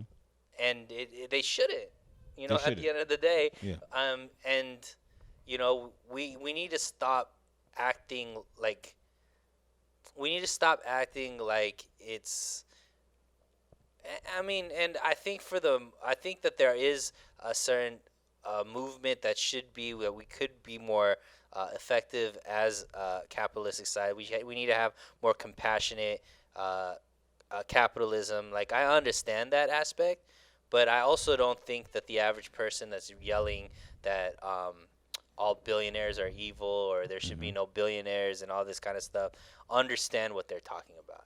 I think Yeah, I it's feel just the an same way. easy way to get like to be like I'm poor without taking accountability for what choices you Why made in are your my life. poor? Right. Yeah, Um, it's interesting. If you ever look up how many people work at Amazon, and I know people love to demonize Amazon because it's not a company that you guys really like, or so because they say whatever people don't make enough money, but the amount of opportunities that was created at Amazon is just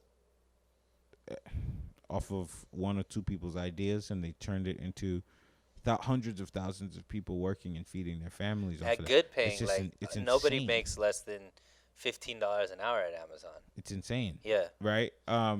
How can you be upset about that? Like at what point does can you say, hey yo, like At what the what's question the is, number, what are we entitled to? right? And here's the thing, W- everybody has different goals and dreams. Hmm. Okay, could you be stunting a genius by saying, hey yo, you're not allowed to have this. You're not allowed to have this. You worked for it. You created something that created generations of money, and you're not allowed to have this because I said so. Do the people who are yelling this, are they going to get the money? No, they're not. You're going to give it to the government. And did Congress ever shut down during COVID? Nope. No, they didn't, right? So you're just going to be They never paying. missed a paycheck. They never missed not one. In fact, I lovely remember the moment when they were putting pressure on Trump to sign that bill so that they can all get their money back. But when we were get their new budget, but when people were asking for a stimulus check, I mean, I'll take it. You know what I mean? Take your time, So for me, like I listened to this to Dave Ramsey, and there was this really awesome story of this lady who she's sounded black, so I'm gonna say she was a black queen. Who she's a nurse practitioner out of Atlanta, and she Making a good 90, 100,000 a year. listen to this. So she had like $280,000 worth of debt, or Uh-huh. so 260 or 280, something like that. And she went on Dave Ramsey's show about a year and a half ago, and and I guess her story was like she was just like, I have too much debt, I don't know how to get rid of it. I'm a single mother, I have two kids, blah blah blah. She was making all these excuses, and Dave called her a wimp. And there was another lady who called the show who was a nurse, and some of the hospitals, they were not actually overflowed with COVID, and they didn't have elective surgery, so some of those nurses lost their job. Mm. And so that nurse was just like, I lost my job, therefore I lost my house, I couldn't make the payments, blah blah blah. This nurse, though, this black queen, from Atlanta, she was like, all right, I'm going to take advantage of this situation. She went out and became a traveling nurse, and she just got a nurse practitioner job in Chicago. And shout out to this lady because she's like my hero right now. She went from making whatever she was making to earning $500,000 Wow. during COVID. She was making at most $13,000 a week. Wow. And she paid off all of her $280,000. And she just called Dave to say, yo, you called me a wimp. I ain't no wimp. And she made that choice to go out there and do everything that she could. And now she's leveling up her life in a completely different way. And for me, that made me so happy to hear because she had all the excuses that the average person has when, when they don't want to put the work in, when they Right. don't, when they want to be, I don't want to say the victim, but when they don't want to move up to that next level. Right. She had all of that until somebody challenged her. And with a little bit of challenge comes resistance. And once you resist against the thing that somebody said you were, it's just like telling the guy you're just like your dad and your dad's trash. Guess what you're going to be? The exact opposite. Right. Right? If that's what you want to do. But she went out there and she made all that money. She paid all of her debt off in a year.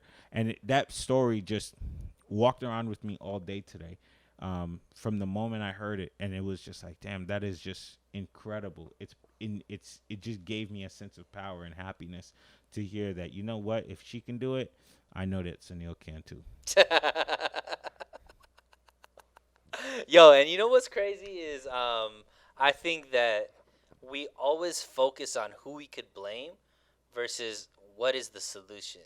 Yeah. And so we're talking about all of these minimum paid, like minimum wage jobs, which are really entry level jobs, low skill jobs, so on and so forth, versus how can we get our youth or just people in general more skilled? That I'm an education advocate. I'm And I think that if these same people that are yelling so much about we need a higher minimum wage, we're yelling just as much to how can we get kids more interested in tech, and how can we get them more interested in coding, and how can we get more vocational opportunities in these schools? Because let me tell you, the people that I see on a regular basis with the most money coming into my job, which I work in banking, Mhm.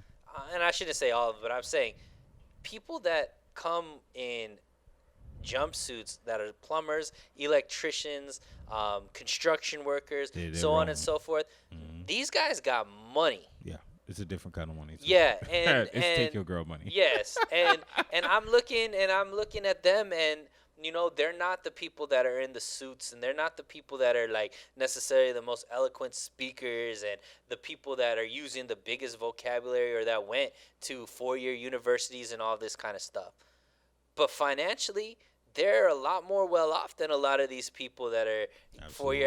4-year educated, college degree, so on and so forth. So what did they do that they're not worried about minimum wage paying jobs? Mhm. And what can we do to get more people into that? But the problem is, being a plumber isn't cool, Yeah, but neither is being the burger flipper at McDonald's. and neither is being broke Okay, it's not. and None of it crying is and cool. being a victim. Okay. So I think we should make it cool to be a plumber. I think we should make it cool to be the nerd in school and learn about programming. Let's not just play the video game. Let's learn how to develop the video game. So I'm gonna tell you one of my theories it's one of my favorite theories. As a person who values and I spread education, I teach at a certain institution. I tell my students all the time, hey, look, you want to do the least amount of work right now that's going to provide you the most opportunity in the future. Don't go around learning something that has very low value. It stresses you out in life and it's good for nothing, right? So here's my idea on the education system. I think that capitalism has worked against the people. This is what I mean by that. Capitalism is a system where if you want it, you get it, right? Hmm. If you want it, you ask for it, somebody creates it for you, you get it. So somebody's walking around creating and solving your problems for you. It's not creating, but maybe creating. So, like Apple, they create problems and they solve it. But capitalism is that. So there are people who are going to school, spending their hard-earned dollars, earning a degree, and not just buying, but earning. They're earning a degree that means almost nothing, Right. right? Like I'm one of those Me people. too. I spent a lot of money on an acting degree. I have 2 degrees. I have an acting one and I have a business one. And I understand the dream and I understand that aspect. But there are people who are just going to school to go to school. And Right. it's just like, what are you going to do with this? I don't know. I was just And told to do this. just do it, Yeah. right? And that's such a dangerous thing. But the even more dangerous thing is going to school because you asked for it. Hey, how come there's no Zimbabwean educational class or this or that and the third? All types of weird degrees that do not provide for our system and our economy and our world that we live in. Because why? You're built to contribute, right? So if you're not able to contribute, then you're not able to get paid.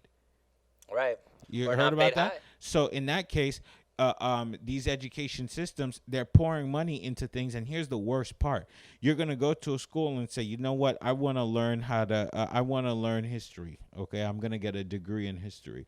Well, guess what? School number one is gonna do? They're gonna offer you a history program. But guess what? Number two is gonna do? They're going to offer you an even better history program with a newer building, with a cooler teacher, with a better this and a better that. And guess what they're going to do with all that better stuff? They're going to Charge more. charge you more. And then you're going to turn around and say, well, Mom, this school has a this and a better this and a bigger building and da, da, da, da. And then guess what school number 3 is going to do? They're going to make it even better. So, of course, you're going to get this high-level education in something that doesn't provide for our system. That's where capitalism has failed. All the while feeling like you deserve more. Exactly. Because you put in work. Exactly.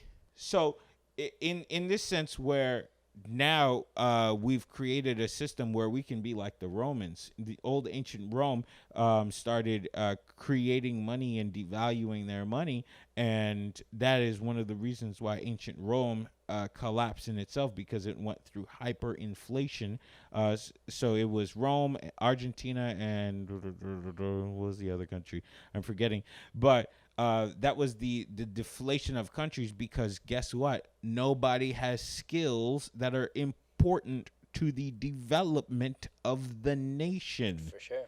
So guess what the nation has to do? They have to course correct for the fact that they have a bunch of idiots living there. Who's the richest? Who's the richest person in a village that doesn't have shoes? The guy with boots. The shoemaker.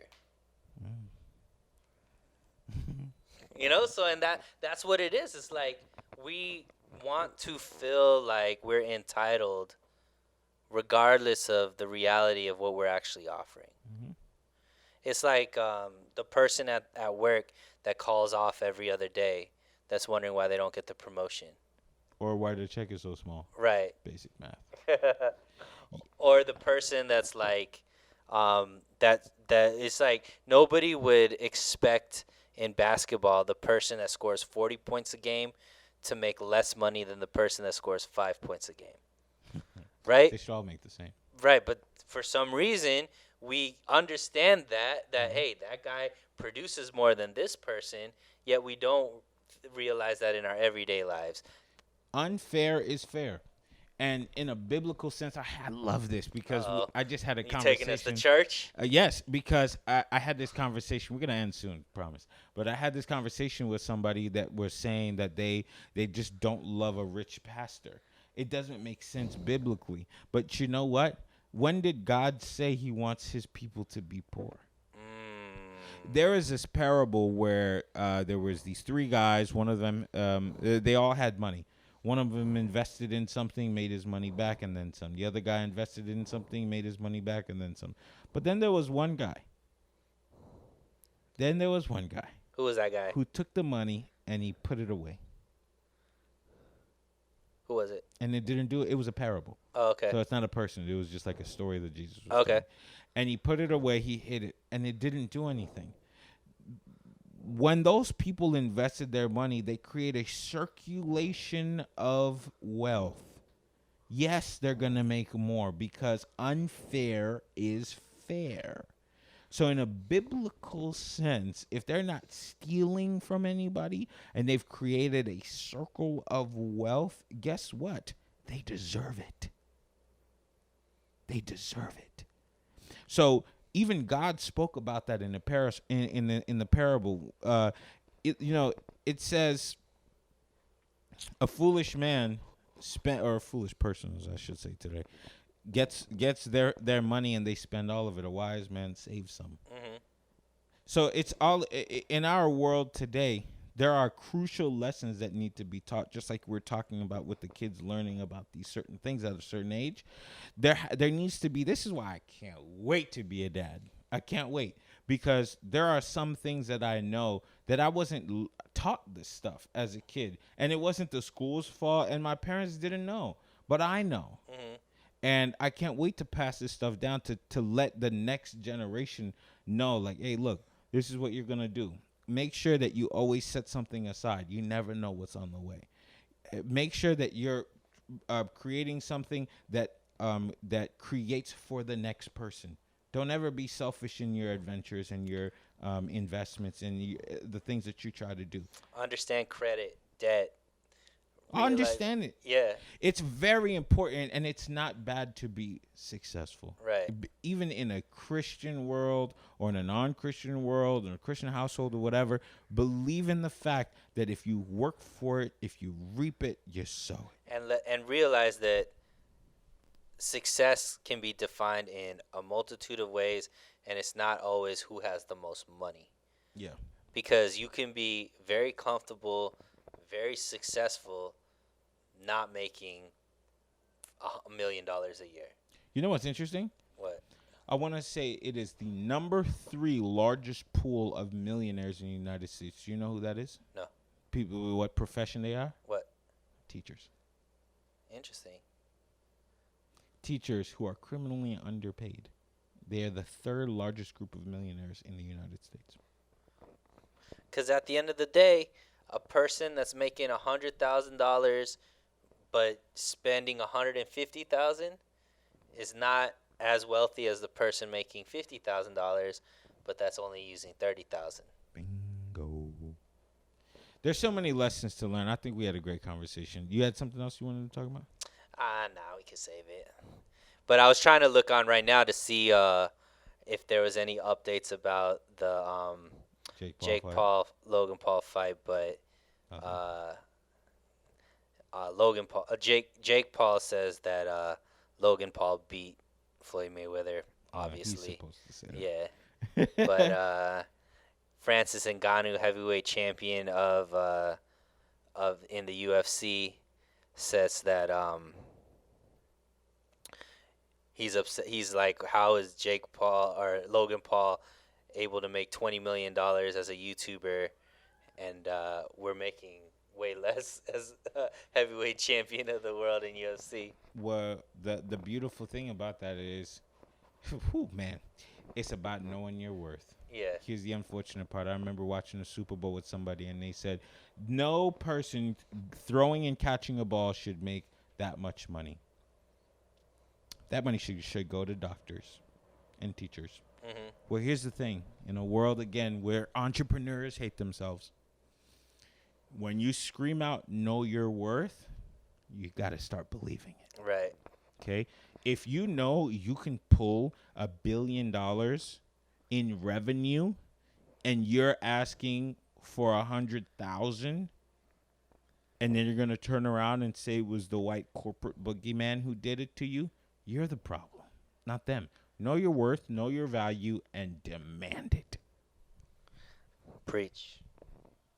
Okay, I don't want to be up in here on Sunday morning, but this dude's all the way on the pulpit. But these are some things that have been bothering me all week. So came in emotional today. That's a fact. It's the salmon shirt. I have 2 more hours of pink. this. It was the pink shirt. He was ready. He wasn't wearing this when I first came in here. Nah, it was suns out, guns out. It was.